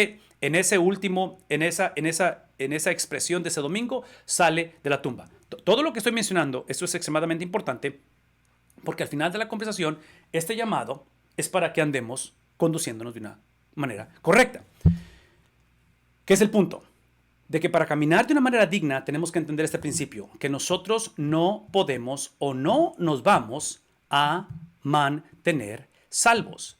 El cristiano no puede mantenerse salvo por sí mismo. Si la persona no se puede salvar a sí misma, la persona no puede mantenerse, y digo mantenerse por la cuestión de conducirse dignamente, ¿verdad? En otras palabras, aparentemente la iglesia hace 2000 años, hoy en día, estamos afirmando este llamamiento y creemos en la salvación, pero pensamos que el caminar dignamente ya trata de mí. ¿Por qué? Se trata de mí porque quiero sermones que me ayuden a conducirme correctamente. Entonces, ahí es donde quiero que piensen conmigo en este principio que estamos hablando, porque esto es lo que ha confundido a la iglesia. El cristiano no se puede mantener salvo a sí mismo. ¿Qué implica ello? Que la perseverancia del cristiano es el producto del Dios que literalmente escoge preservarnos. Dios nos preserva a través de caminar dignamente. No es más, Dios nos preserva a través de caminar dignamente de la santificación. Todo lo que estoy diciendo es esto, y no sé si esto va a estar claro, por favor. Denme un poquito de tiempo para explicar esto. El problema de la iglesia en Tesalónica es que convenencieramente, por ignorancia, la infiltración de doctrina falsa y todo lo que ustedes quieran, había divorciado el llamado, la salvación, con la santificación. Lo habían divorciado o creían en esto, pero lo veían como una añadidura. Y esa es la clásica situación donde hablamos de una persona que es salva, se va y experimenta el mundo y experimenta um, um, el deísmo moralista terapeuta, y eventualmente tiene una reconciliación, reconsagra su vida al Señor y ahora sí regresa a un cristianismo comprometido. Eso no es bíblico, eso no es bíblico, porque creamos justificación y santificación como dos cosas, ¿sí? De los cuales lo son, pero a la misma vez no lo son. Yo te voy a explicar eso, pero en este caso vemos la santificación o el caminar dignamente como una añadidura. No es una añadidura, porque en este caso es la manera en que Dios nos preserva. Dios nos mantiene salvos a través de vivir dignamente. Según Tesalonicenses 2:13 dice lo siguiente con respecto a la firmeza en la doctrina. Ahorita vamos para allá más adelante, pero lo voy a poner aquí para que lo vean. Pero nosotros siempre tenemos que dar gracias a Dios por vosotros. Corazón de gratitud de Pablo, hermanos amados por el Señor, porque Dios os ha escogido, otra vez, desde el principio, la salvación, para salvación mediante, ¿cómo los escogió? ¿Cuál es el propósito de escogernos? Es a través de la santificación, por el Espíritu, la fe y la verdad. De tal manera que la santificación no es una añadidura, no está añadiendo a la salvación. Es parte de la salvación, es la razón por la cual somos salvos. Somos salvos para caminar dignamente delante de Dios. Eso implica que somos salvos por la justicia de Cristo, la justicia foránea, pero ahora caminamos en justicia. O sea, eso es santificación, caminar en justicia. Somos posicionados, pero empezamos a poseer esa justicia. Es la combinación de dos, ¿verdad? O sea, somos salvos, estamos siendo salvos y eventualmente seremos salvos, porque es justificación, santificación y eventualmente glorificación. Por lo tanto, la similitud de Cristo no añade la salvación, es el resultado de que somos literalmente salvos. Santiago, el medio hermano de Jesús, dice, ¿de qué sirve, hermanos míos, si alguno dice que tiene fe o que es salvo y no tiene qué cosa? Otra vez, está separando la santificación, la justificación de la santificación. ¿Acaso puede esa fe salvarlo? ¿Cuál es la fe que salva? La fe que salva es aquella que describe fidelidad, y la fidelidad es simplemente que declara diariamente lucha contra el pecado o caminar indignamente para practicar la obediencia de Cristo Jesús. Espero que eso ayude un poquito con respecto a esto, porque él habla acerca de que deben de caminar dignamente delante de Dios, de acuerdo al llamado a su reino y literalmente a su gloria. La pregunta es, ¿qué es el reino de Dios? Otra vez, el reino de Dios se presenta en un contexto donde crea una tensión o una experiencia un poquito no agradable y fuera de nuestra perspectiva muchas veces, que es el concepto. El reino de Dios es aquel que ya fue establecido en la era presente, en este mundo, en este espacio que inició en el Génesis capítulo 3, la caída del hombre, la era de maldad, la era presente, que es donde estamos ahorita, ¿verdad? Pandemias, muertes, dificultades, todo esto, ¿ok? Vean lo que estoy diciendo. El reino de Dios fue establecido aquí, pero será consumado hasta la era que está por venir, hasta que Él venga por segunda vez. Entonces, cuando hablamos acerca del reino de Dios, es en este contexto que ha sido establecido. Y vean lo que voy a decir. Y parte de lo que voy a decir es un misterio. No lo entiendo en su totalidad, pero aparentemente la manera en que Dios decidió, desde el principio, no nada más ahorita, pero desde el principio, manifestar su reino, manifestar las obras de su reino, es a través de su pueblo. Antiguo Testamento y Nuevo Testamento. Obviamente Israel, la iglesia y el Nuevo Testamento. Y parte de ello es porque esta era presente, la cual está gobernada por Satanás, el príncipe del aire. Dios ha establecido en esta era, dominada temporalmente por Satanás, a un ser o seres, la iglesia, inferiores, porque somos inferiores a Satanás, los cuales tenemos la habilidad de depender de un ser superior, que es Dios, a Satanás, ¿verdad? Porque Satanás es un siervo de Dios. Satanás existe para cumplir los propósitos de Dios. De tal manera que, vean esto, es la cuestión de un ser inferior, tú y yo, dependiendo de un ser supremo, o del ser supremo, no de un ser, pero del ser supremo, para avergonzar a aquel que se siente autónomo. Yo entiendo eso con respecto al reino de Dios, y es lo que Pablo está instando, recordándoles de vivir dignamente con respecto a ello. Versículo 13. Pero esto también nosotros, sin cesar, damos gracias. Otra vez, aquí empieza esa gratitud. ¿Recuerdan que la doctrina produce doxología? Otra vez, Pablo no está dando gracias porque la cosa ya cambió o porque la cosa va a cambiar. Pablo está dando gracias porque su ministerio y su predicación está basado en la doctrina, no en las circunstancias. No sé si eso está claro. Una vez más, Pablo si no es mentalidad positiva, no es actitud positiva, no es simplemente una actitud de lo cual simplemente quiere desconectarse de la realidad y pensar en una ¿cómo se dice esta palabra? Estar en un trance. No, no, no, no, no. Pablo está bien consciente de la realidad, nada más que él tiene la habilidad de filtrar la realidad, las circunstancias, a través de la doctrina. Esa es la invitación, de que, de que cuando la doctrina es negociada, ignorada, cuando la doctrina es confundida, por inercia, esto no lo pide el cristiano o la iglesia, nos convertimos esclavos de las circunstancias. Escuchen lo que voy a decir.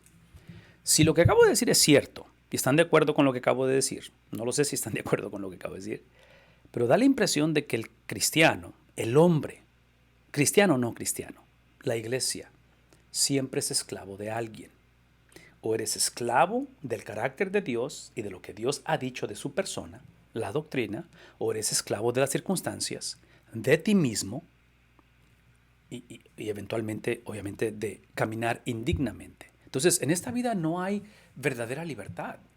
O sea, existe solamente o la habilidad de poder confiar en la confiabilidad de Dios o apoyarme en mi propia prudencia.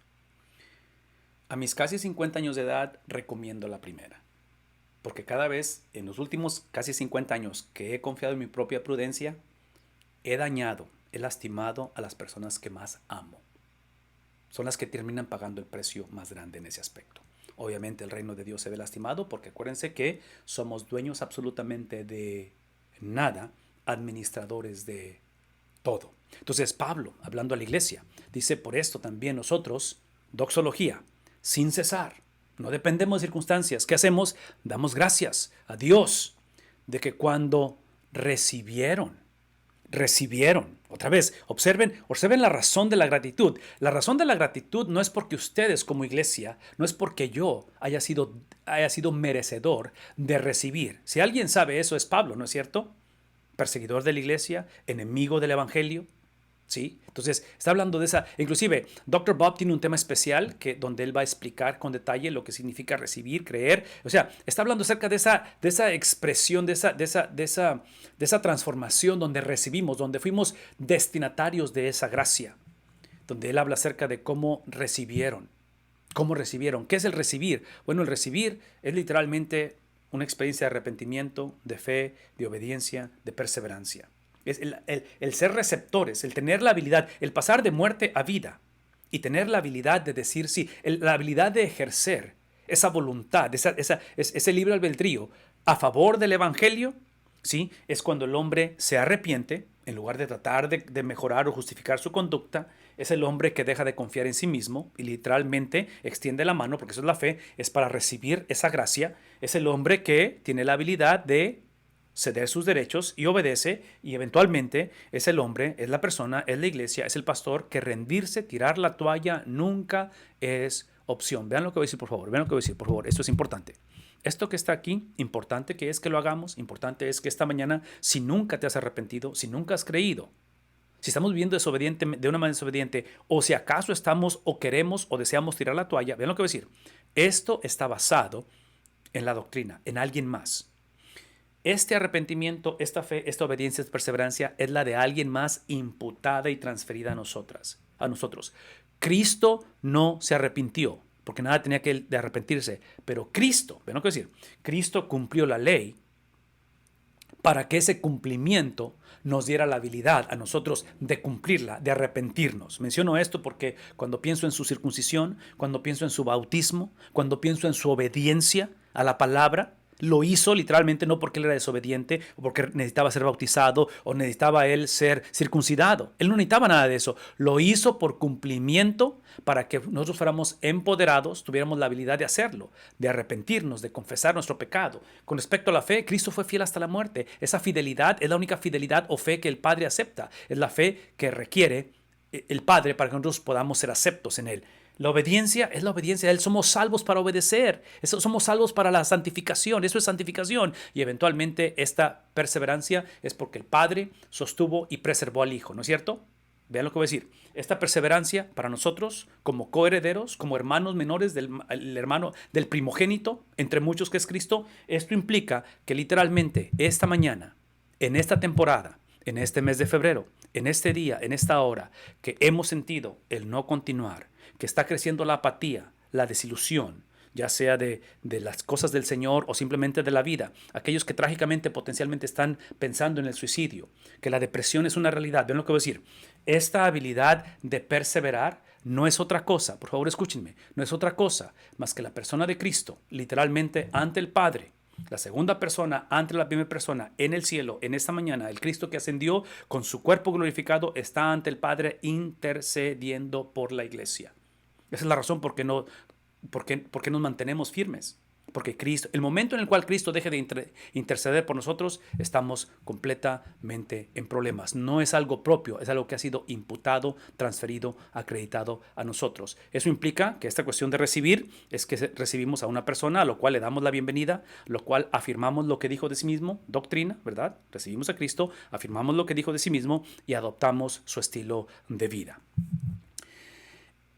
En cuestión, otra vez, y esto yo lo pondría en lo que dije al principio de cada enero de la iglesia, introducir la doctrina de la iglesia, yo diría que la iglesia tiene que estar fundamentada en la doctrina de Cristo, en la persona de Cristo, porque somos salvos por la persona de Cristo, que es la palabra hecha carne, y esto significa que es lo que Cristo dijo de su persona, eso es lo que Cristo hizo por 33 años basado en lo que dijo, que es la misión de Cristo, que es literalmente su obediencia a la Biblia. Entonces, somos salvos por la palabra, somos salvos por Cristo para obedecer literalmente la palabra de Dios y nos hace vivir otra vez, en este caso, en comunidad para poder administrar lo cual no es de nosotros. Nosotros no somos el evangelio, mi testimonio no salva, quien salva es Cristo, ¿verdad?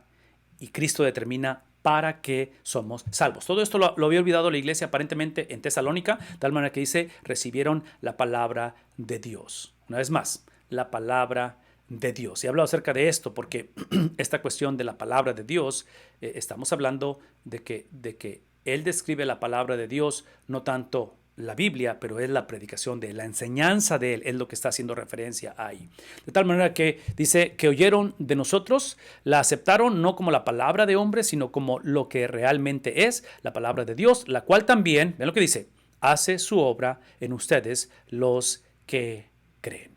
Hace la obra, produce, ¿verdad? El fruto que da, las disciplinas son transformadas. ¿Por qué? Porque como el sermón, como el texto produce el sermón, ahora sí, cuando como predicadores dejamos que el texto, la doctrina, determine el sermón, el producto, dice Dios, yo me hago responsable de lo que viene.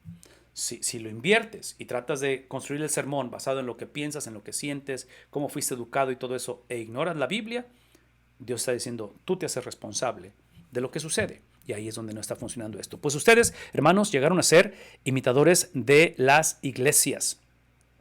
Hablando de este concepto de las iglesias de Dios en Cristo Jesús, es recordar que la iglesia no es el plan B de Dios, sino la iglesia es el cumplimiento del pueblo de Dios. La iglesia es literalmente este cumplimiento de lo que Dios tenía desde un principio. Estas iglesias que están en Cristo Jesús, otra vez, observen la manera en que Pablo está agradeciendo, está agradecido. La gratitud no es por lo que la iglesia hace, la gratitud es por lo que Dios ha hecho en la iglesia. Una vez más, la gratitud no es por lo que la iglesia está haciendo o va a hacer, que eventualmente otra vez va a enderezar su teología, sus veredas, su comportamiento. No, está hablando de lo que la iglesia es de acuerdo a la doctrina, la identidad de la iglesia de acuerdo a la doctrina. Por lo tanto, dice él que las iglesias de Dios en Cristo, este concepto de en Cristo, de estar posicionado en Cristo, es el concepto de un pez dentro de una pecera, ¿sí? Donde vean cómo el pez está en la pecera. O sea, esa es la imagen, la iglesia en Cristo. Literalmente así, en Cristo. Estamos posicionados. Parte de lo que estamos hablando no solamente es posición, pero es posesión, es caminar, ahora dar el fruto. Y aquí encontramos diferentes referencias basadas en el libro de Efesios con respecto a pasajes paralelos de lo que es estar en Cristo. Y otra vez, esto deben tenerlo en sus notas para que lo puedan ver ustedes ahí. Dice ahí,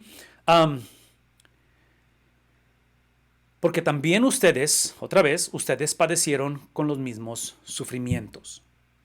Aparentemente, esta posición en Cristo, el estar posicionado en Cristo, no fue la ausencia de problemas. Aparentemente, esta posición en Cristo simplemente fue el principio de la conversación, no la meta. Ahora hay que poseer a Cristo, hay que caminar en similitud a Él. Y aquí es donde entra, una vez más, vean cómo Pablo está explicando o contextualizando o aplicando la doctrina. Porque la doctrina lo que hace no me garantiza Ok, esto es importante. La doctrina no me garantiza que las circunstancias cambian. La doctrina me ayuda a ver las circunstancias a través del Dios que no cambia. No es más. La doctrina, yo creer, abrazar, recibir a esa persona, darle la bienvenida, afirmar lo que dijo de sí mismo y adoptar su estilo de vida, eso no garantiza que la cosa va a cambiar. Eso no garantiza que, ¿me explico? Eso no garantiza. Pero lo que sí garantiza es que voy a poder procesar las circunstancias a través del Dios que no depende de circunstancias. Todo eso lo menciono porque aparentemente es como Pablo está procesando los mismos sufrimientos que están viviendo o que está viviendo la iglesia, en este caso la iglesia en Tesalónica. Menciono todo esto porque aquí es donde, sí, háblame.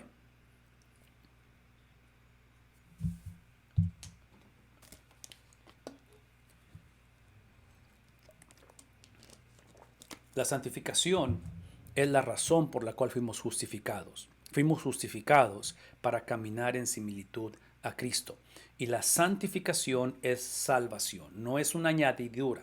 En otras palabras, somos salvos exclusivamente por las obras de Cristo, eso es ser justificado. Justificado es simplemente decir, no por obras para que nadie se gloríe. No hay nada que yo pueda hacer para estar posicionado delante de Dios correctamente. Entonces, soy posicionado delante de Dios correctamente por las obras de Cristo, la muerte y las obras, la muerte y la vida de Cristo, son las dos cosas, ¿verdad? Lo que pasa el viernes y lo que pasa el domingo, porque el domingo Él nos entrega toda su justicia, el domingo Él nos entrega toda su obediencia, toda su santidad, nos entrega toda su cosmovisión, toda su actitud, todos sus pensamientos, su teología, nos la ha entregado. Eso es lo que los reformadores hablan de esa justicia foránea, es imputada. Yo le imputé, yo le transferí lo que el primer Adán me transfirió, que es el pecado natural, pecado adánico. Yo se lo transfiero a Cristo. El viernes Él toma mi lugar. Él obviamente Él no es culpable, Él se hace culpable. Él se responsabiliza, ¿verdad? De mi pecado. Esto es el viernes. Pero el domingo Él me transfiere. Entonces, su justicia, entonces es una doble transacción. Entonces, eso es justificación. Soy justificado por las obras de Cristo. Pero soy justificado para ahora ejercer, vivir, expresar, manifestar esas obras de Cristo. Entonces la santificación no es la mejor versión de mi persona. No es simplemente otra vez mi testimonio, como yo era así, ahora soy así. No, no. La santificación es simplemente la mente, la actitud, la idiosincrasia, la teología, el sentir, el hablar, que Cristo me transfirió cuando fui justificado, porque es lo que me transfirió en la salvación. Entonces, la santificación es, en otras palabras, somos santificados en el momento que somos salvos, somos completamente hechos santos, pero también estamos siendo santificados. Y eso batallamos para procesarlo porque suena confuso. O somos santificados o estamos siendo santificados. Y la respuesta es sí, son los dos. Ok, ¿qué más? ¿Otra pregunta?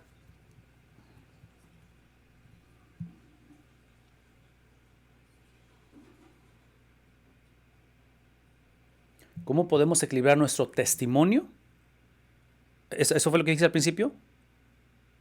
¿Cómo podemos equilibrar nuestro testimonio para ayudar a la persona? ¿Para ayudar a la persona a qué? ¿Otra vez? ¿Qué dice al final?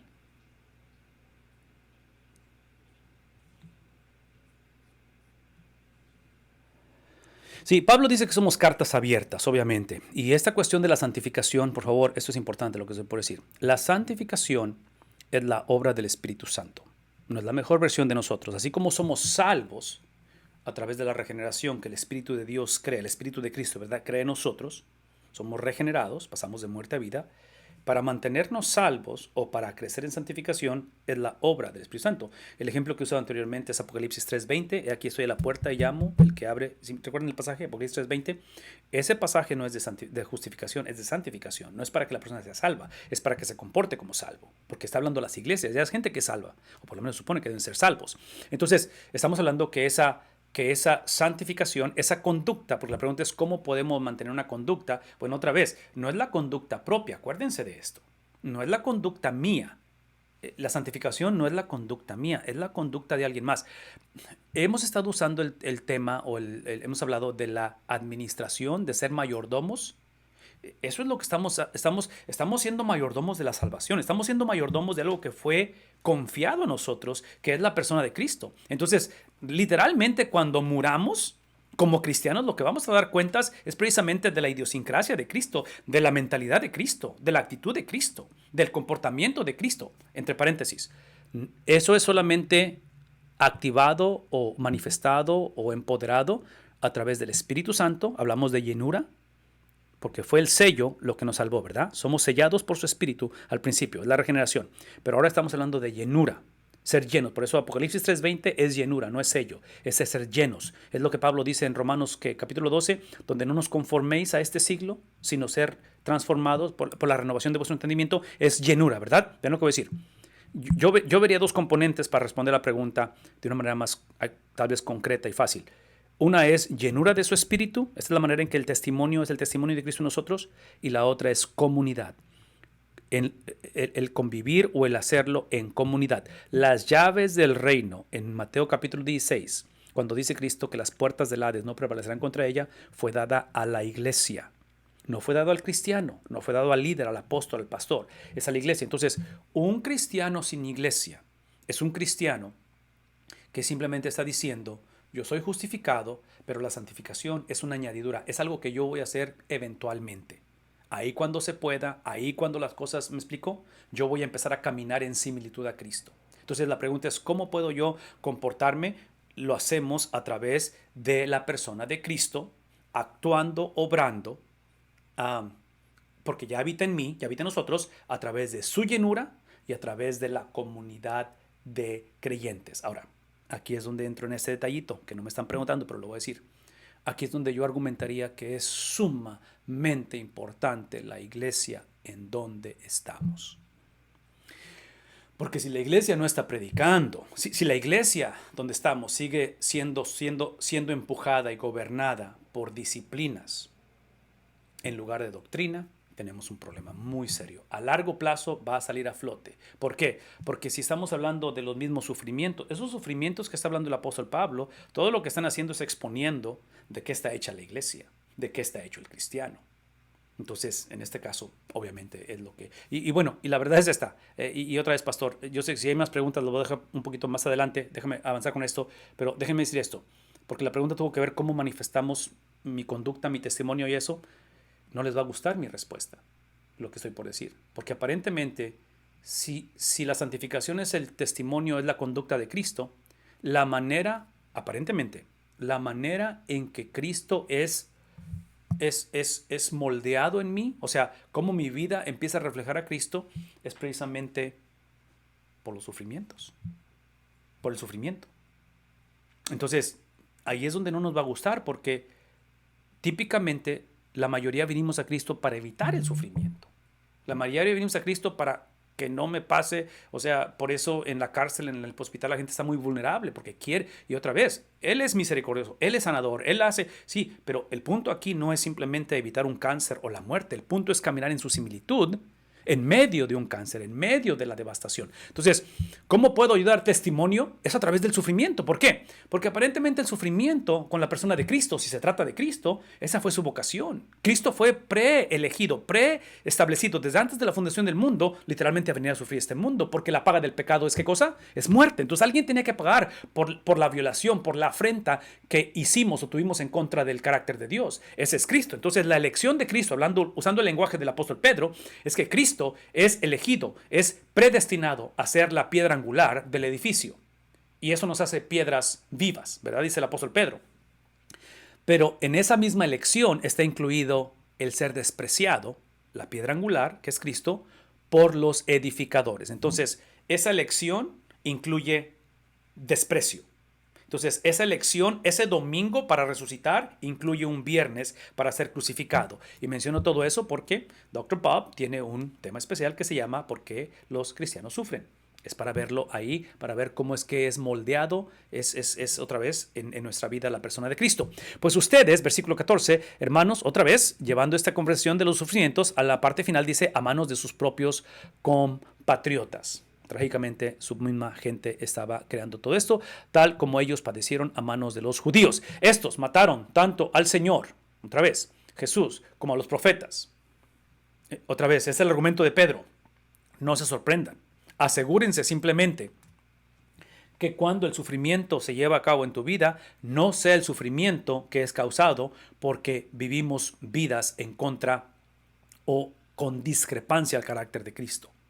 Tiene que ser el sufrimiento por caminar, es el sufrimiento por la santificación. De tal manera que dice él, hey, el Señor Jesús sufrió, los profetas sufrieron y a nosotros nos expulsaron, dice el apóstol Pablo, y no agradan a Dios, sino que son contrarios a todos los hombres. ¿De quién está hablando? Otra vez, de la manipulación. Grupos religiosos que empiezan con su disciplina, que en lugar de empezar con doctrina, empiezan con su disciplina. Otra vez, es la cuestión que hemos explicado del deísmo. Esa es la amenaza más grande. Esa es la persecución de la iglesia. Eso es lo que nuestros hijos están destinados a sufrir si ellos pueden literalmente empezar a vivir esta experiencia de la doctrina, ser educados, ser discipulados en ello, impidiéndonos hablar a los gentiles para que se salven.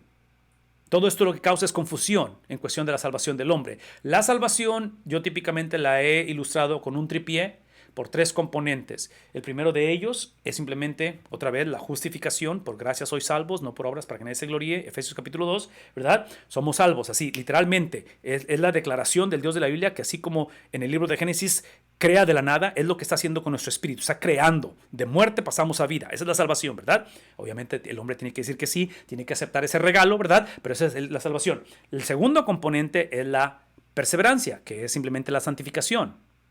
Y otra vez, lo estoy separando, pero realmente es una sola experiencia, ¿verdad? Y la última es el Dios que va a preservar, el Dios que nos sostiene. No es solamente el Dios que nos salva, es el Dios que nos mantiene salvos y es el Dios que otra vez está intercediendo por su iglesia, Cristo, ante el trono de su Padre Celestial. Está hablando de los gentiles para que se salven, con el resultado de que siempre llenen la medida de sus pecados.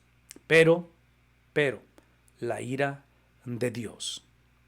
Cuando hablamos acerca de la salvación inicia no desde la perspectiva de que Dios nos debe gracia.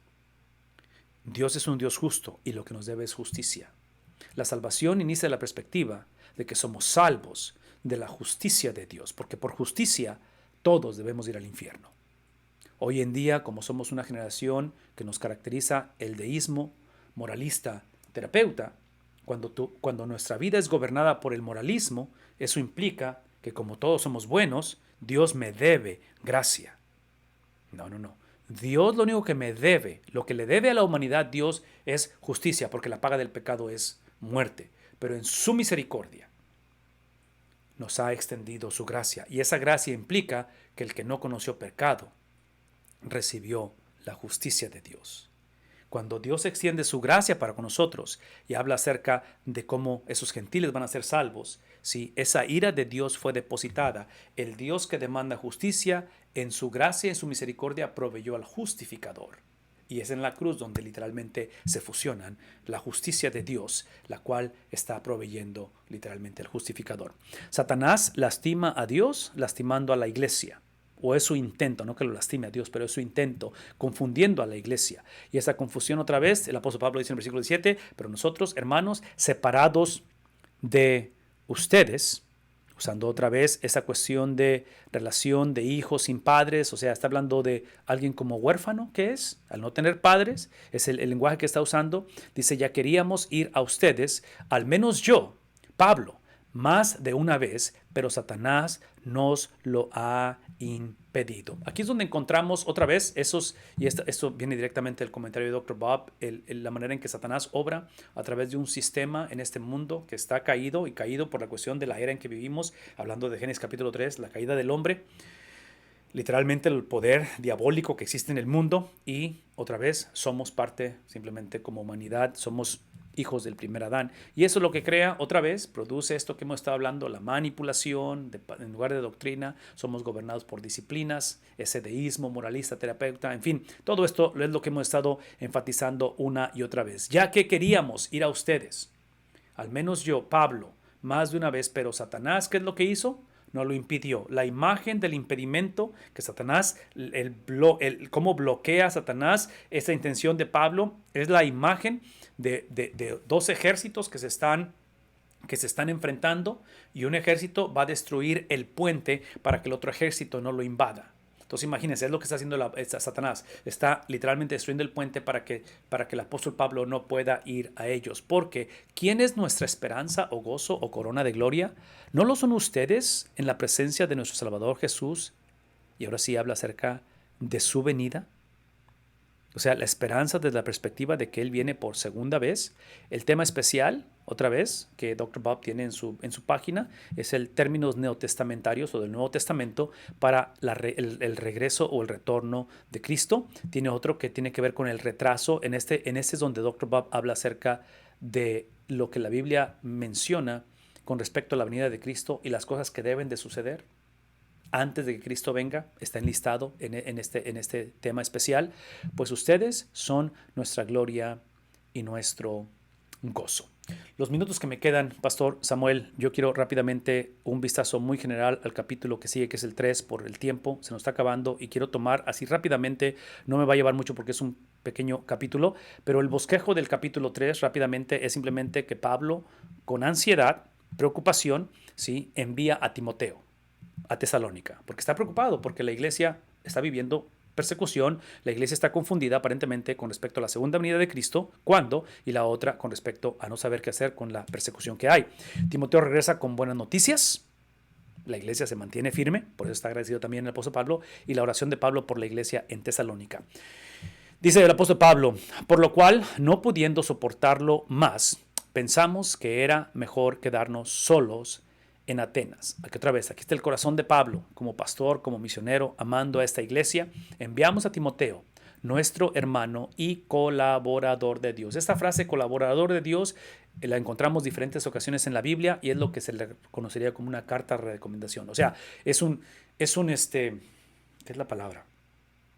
No recuerdo la palabra, pero es el punto que lo está mandando como un representante apostólico.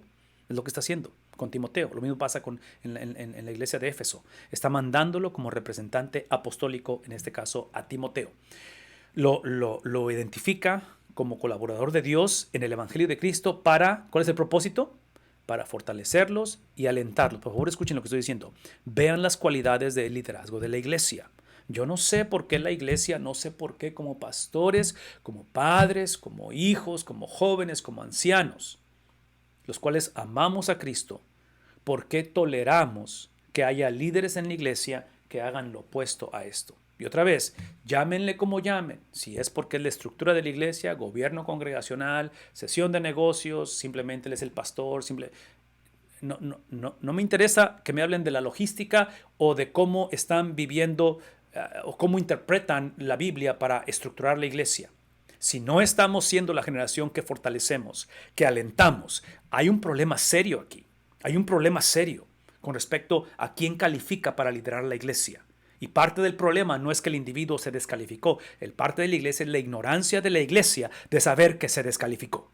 Ese es parte del problema, porque la iglesia ha sido gobernada por predicación y enseñanza basada en disciplinas, en conducta, en cambios, en que debe de ser así la persona, debe ser así la persona. Sí, no. Es la palabra del Señor quien equipa a la iglesia para saber quién debe de liderar a la iglesia. A fin, entre paréntesis, cuando digo que la iglesia debe saber quién lo lidera, vean lo que voy a decir.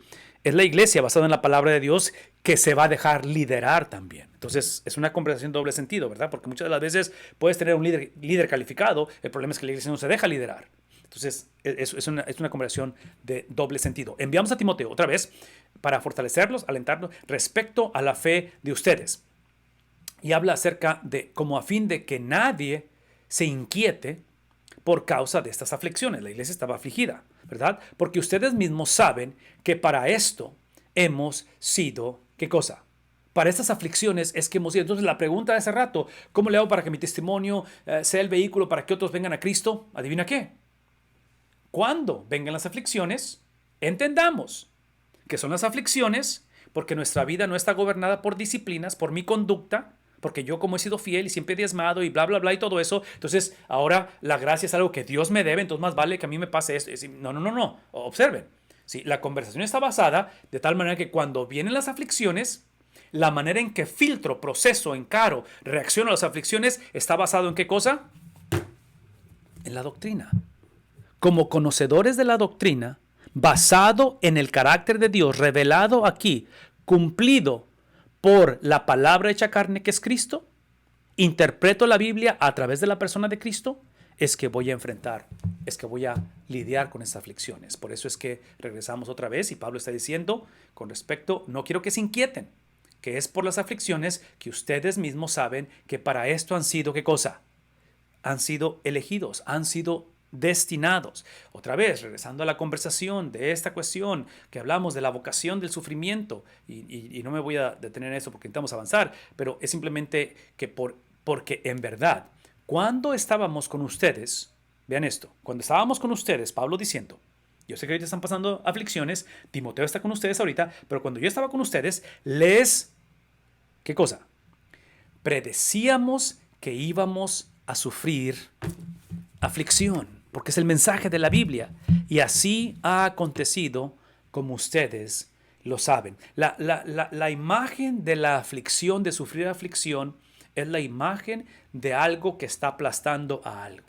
O sea, es un dolor, y no sé si esa imagen que está en la pantalla ayude, pero una camioneta de tamaño así aplastando. Eso es lo que está diciendo el apóstol Pablo. Esto lo veíamos venir, porque toda persona que gobierna su vida, toda persona que procesa, que toma decisiones, que ve la vida, su idiosincrasia, su cosmovisión, a través de la doctrina, es declarar guerra al pecado, es vivir una vida de obediencia que literalmente produce esta cuestión de persecución. Por eso también yo, cuando ya no pude, versículo 5, ya no pude soportar más, envié a Timoteo para informarme, él quería informarse, Pablo, de la fe de ustedes. Entonces, esta fe aparentemente, lo que quería Pablo escuchar de ellos, de la fe de ellos, es si se mantenían, ¿qué cosa?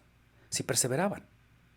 La perseverancia, ¿verdad? Porque es la característica de la fe de Cristo. La única fe que el Padre acepta es la fe de Cristo. La fe que salva es la fe de Cristo. Es la fe que Cristo nos imputa, nos transfiere, nos acredita. Entonces, esa fe se expresa, se vive en fidelidad. Entonces, Pablo está diciendo, yo quiero asegurarme que ustedes tienen esa fidelidad delante de Dios, por temor a que el tentador los hubiera tentado. Y en este caso, la tentación que Satanás aparentemente puede o está trayendo a la iglesia no es para edificar, es para destruir. Es la manera en que Satanás quiere literalmente destruir a la iglesia. Y que nuestro trabajo si esta es la preocupación de Pablo, que el trabajo sea en vano, ¿no es cierto? Y Pablo está diciendo, no es en vano, no es en vano, porque la iglesia se mantiene fiel. O sea, otra vez, la iglesia persevera porque Dios la preserva. Entonces es la combinación perfecta de intervención divina con libre albedrío. La iglesia tiene que decidir. Es la justicia foránea de Cristo, la cual regenera al hombre, pero es la iglesia caminando en justicia, viviendo el testimonio que hablamos hace rato, ¿verdad? La pregunta que tiene que ver con el testimonio. Entonces, en este contexto, Pablo está diciendo, para que nuestro trabajo no hubiera sido en vano. Versículo 6, pero ahora Timoteo ha regresado de ustedes a nosotros y nos ha traído, ¿qué cosa? Buenas noticias. Esas buenas noticias no es el evangelio, nos está trayendo simplemente la noticia de Timoteo de que la iglesia está perseverando, la iglesia mantiene, la iglesia es fiel en medio de todo esto, de tal manera que habla acerca, dice, nos ha traído buenas noticias de su fe y del amor. Otra vez está hablando acerca de lo que ha producido esa doctrina, ¿sí?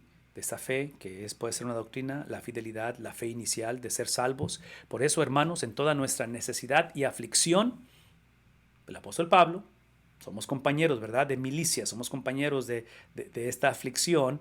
El apóstol Pablo les recuerda otra vez la vocación, ¿verdad?, de la cual somos llamados, en este caso, Hebreos 5:8, a través del sufrimiento Cristo fue perfeccionado, es la manera en que somos perfeccionados nosotros, porque ahora sí que vivimos, y si ustedes están firmes en el Señor. Entonces, otra vez, hablando de esta firmeza, estamos hablando de esta experiencia que puse hace rato de los dos componentes de la salvación, justificación, en esa cosa, perseverancia, santificación y el Dios que preserva. Pues, ¿qué acción de gracias podemos dar a Dios por ustedes? Por todo el gozo con que nos regocijamos delante de nuestro Dios a causa de que van a cambiar las circunstancias. No, nos gozamos de que ustedes se mantienen firmes aún en medio de las circunstancias. Ese es el gozo que tenemos. Según oramos intensamente, aquí está la clave, oramos intensamente de noche y de día. Esta imagen de oración intensa es la imagen de un marcador, está recalcando, está reafirmando. Cuando ustedes están leyendo un libro y quieren recalcar algo, es lo que está haciendo. O sea, hay una intensidad en lo que está diciendo en la oración, de tal manera que otra vez, esta oración de día y de noche, que podamos ver el rostro de ustedes. Esta es la oración, que les podamos ver y que completemos lo que falta a su fe. ¿Por qué? Porque la iglesia aparentemente en medio de la persecución, está confundida con la segunda venida, está confundida con el sufrimiento. La invitación aquí es clara, la invitación es simplemente que Pablo está reintroduciendo la doctrina, no el cambio de la iglesia, no que los problemas cambien o que la situación cambie, está reintroduciendo la doctrina. Ahora pues, está concluyendo, ¿verdad? Transición gramatical, que el mismo Dios, el mismo Padre y el mismo Señor Jesucristo. Vean lo que está diciendo. Ahora pues, en medio de todo esto, sea el mismo Dios, mismo Padre y Padre, mismo nuestro Señor Jesucristo, dirijan nuestro camino a ustedes. Que el Señor, versículo 12, que el Señor los haga crecer y abundar en amor, unos para con otros y para con todos, como también nosotros lo hacemos para ustedes, a fin de que Él afirme sus corazones irreprensibles en santidad. Otra vez, esta es la razón por la cual están sufriendo, ¿verdad?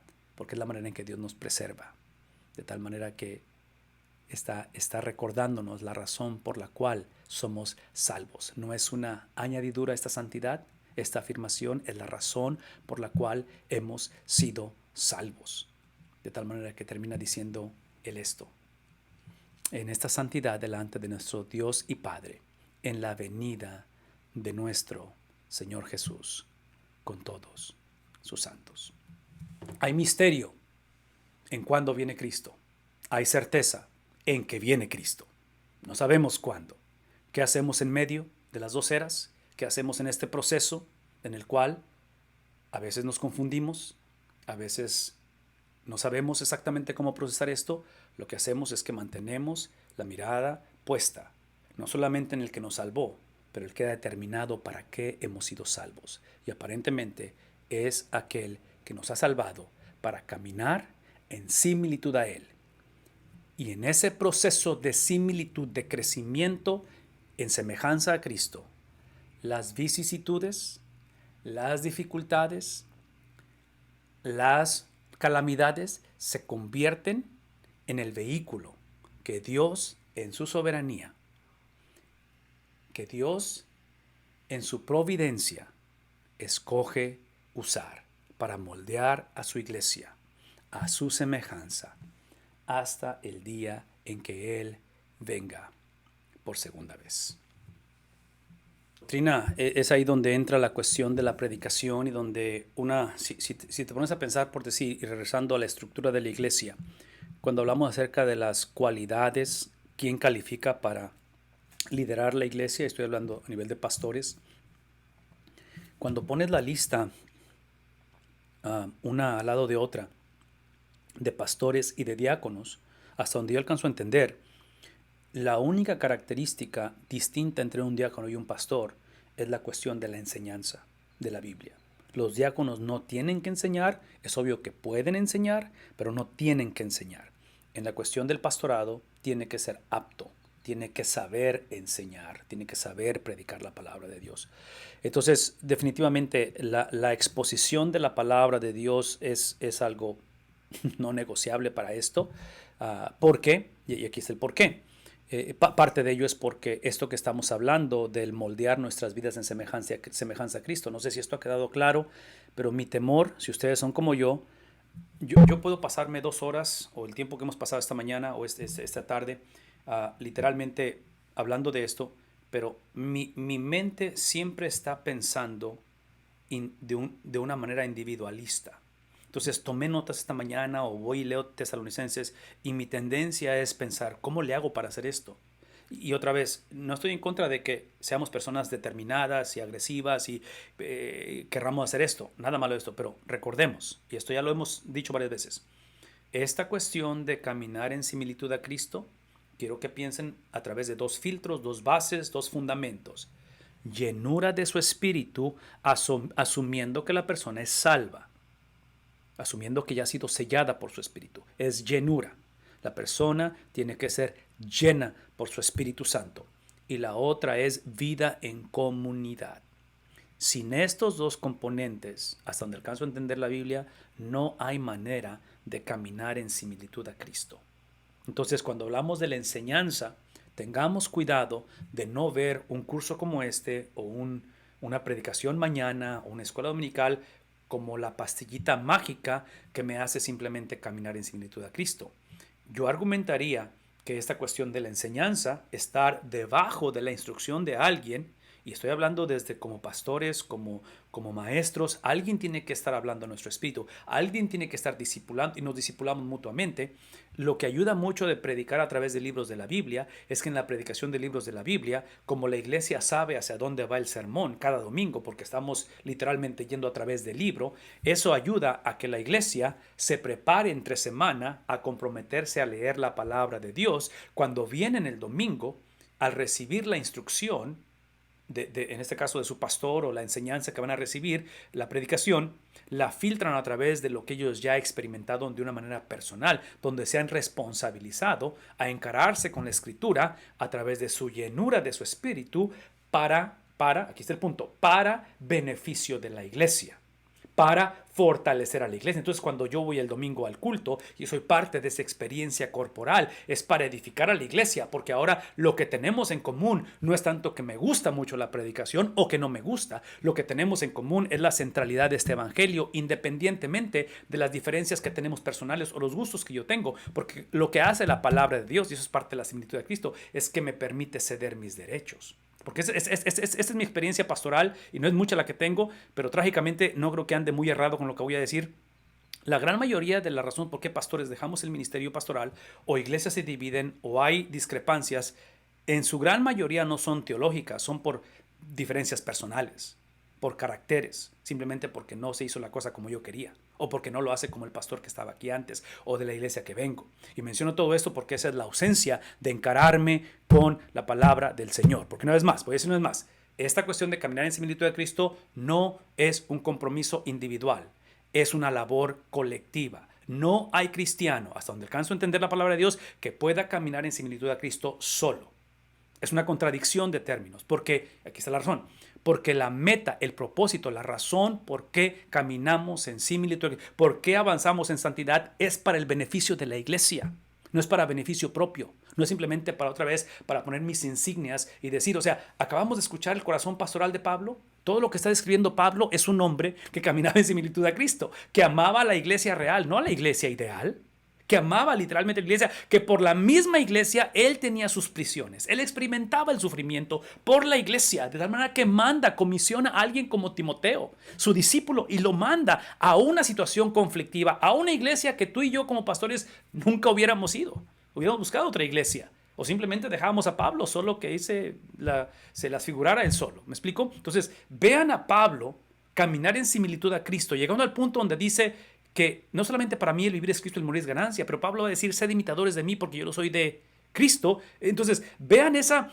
experiencia de alguien como Pablo, siempre beneficiando a la iglesia. 2000 años después, adivinen qué, nos seguimos beneficiando de la iglesia. Entonces, sueñen conmigo, porque eso no creo que tenga mucha ciencia, no creo que es fácil de hacer, pero no tiene mucha ciencia.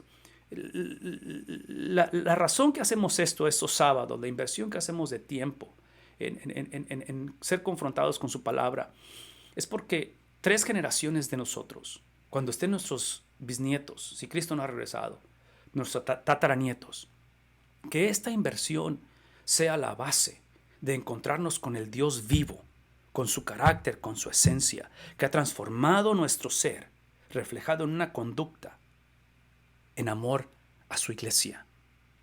Que podamos dejar iglesias saludables, bíblicas, centradas en el mensaje del evangelio, donde en este cambio constante que hay en nuestro mundo, donde la espiritualidad literalmente es un volcán que ha eruptado, somos una generación extremadamente espiritual.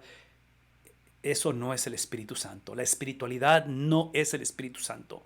Hoy en día muchos cristianos están literalmente coqueteando con espiritismos y con cosas que no son bíblicas por la cuestión de que la iglesia trágicamente ha perdido su influencia por negociar otra vez esta centralidad del evangelio. Entonces, llenura de su espíritu, vida en comunidad.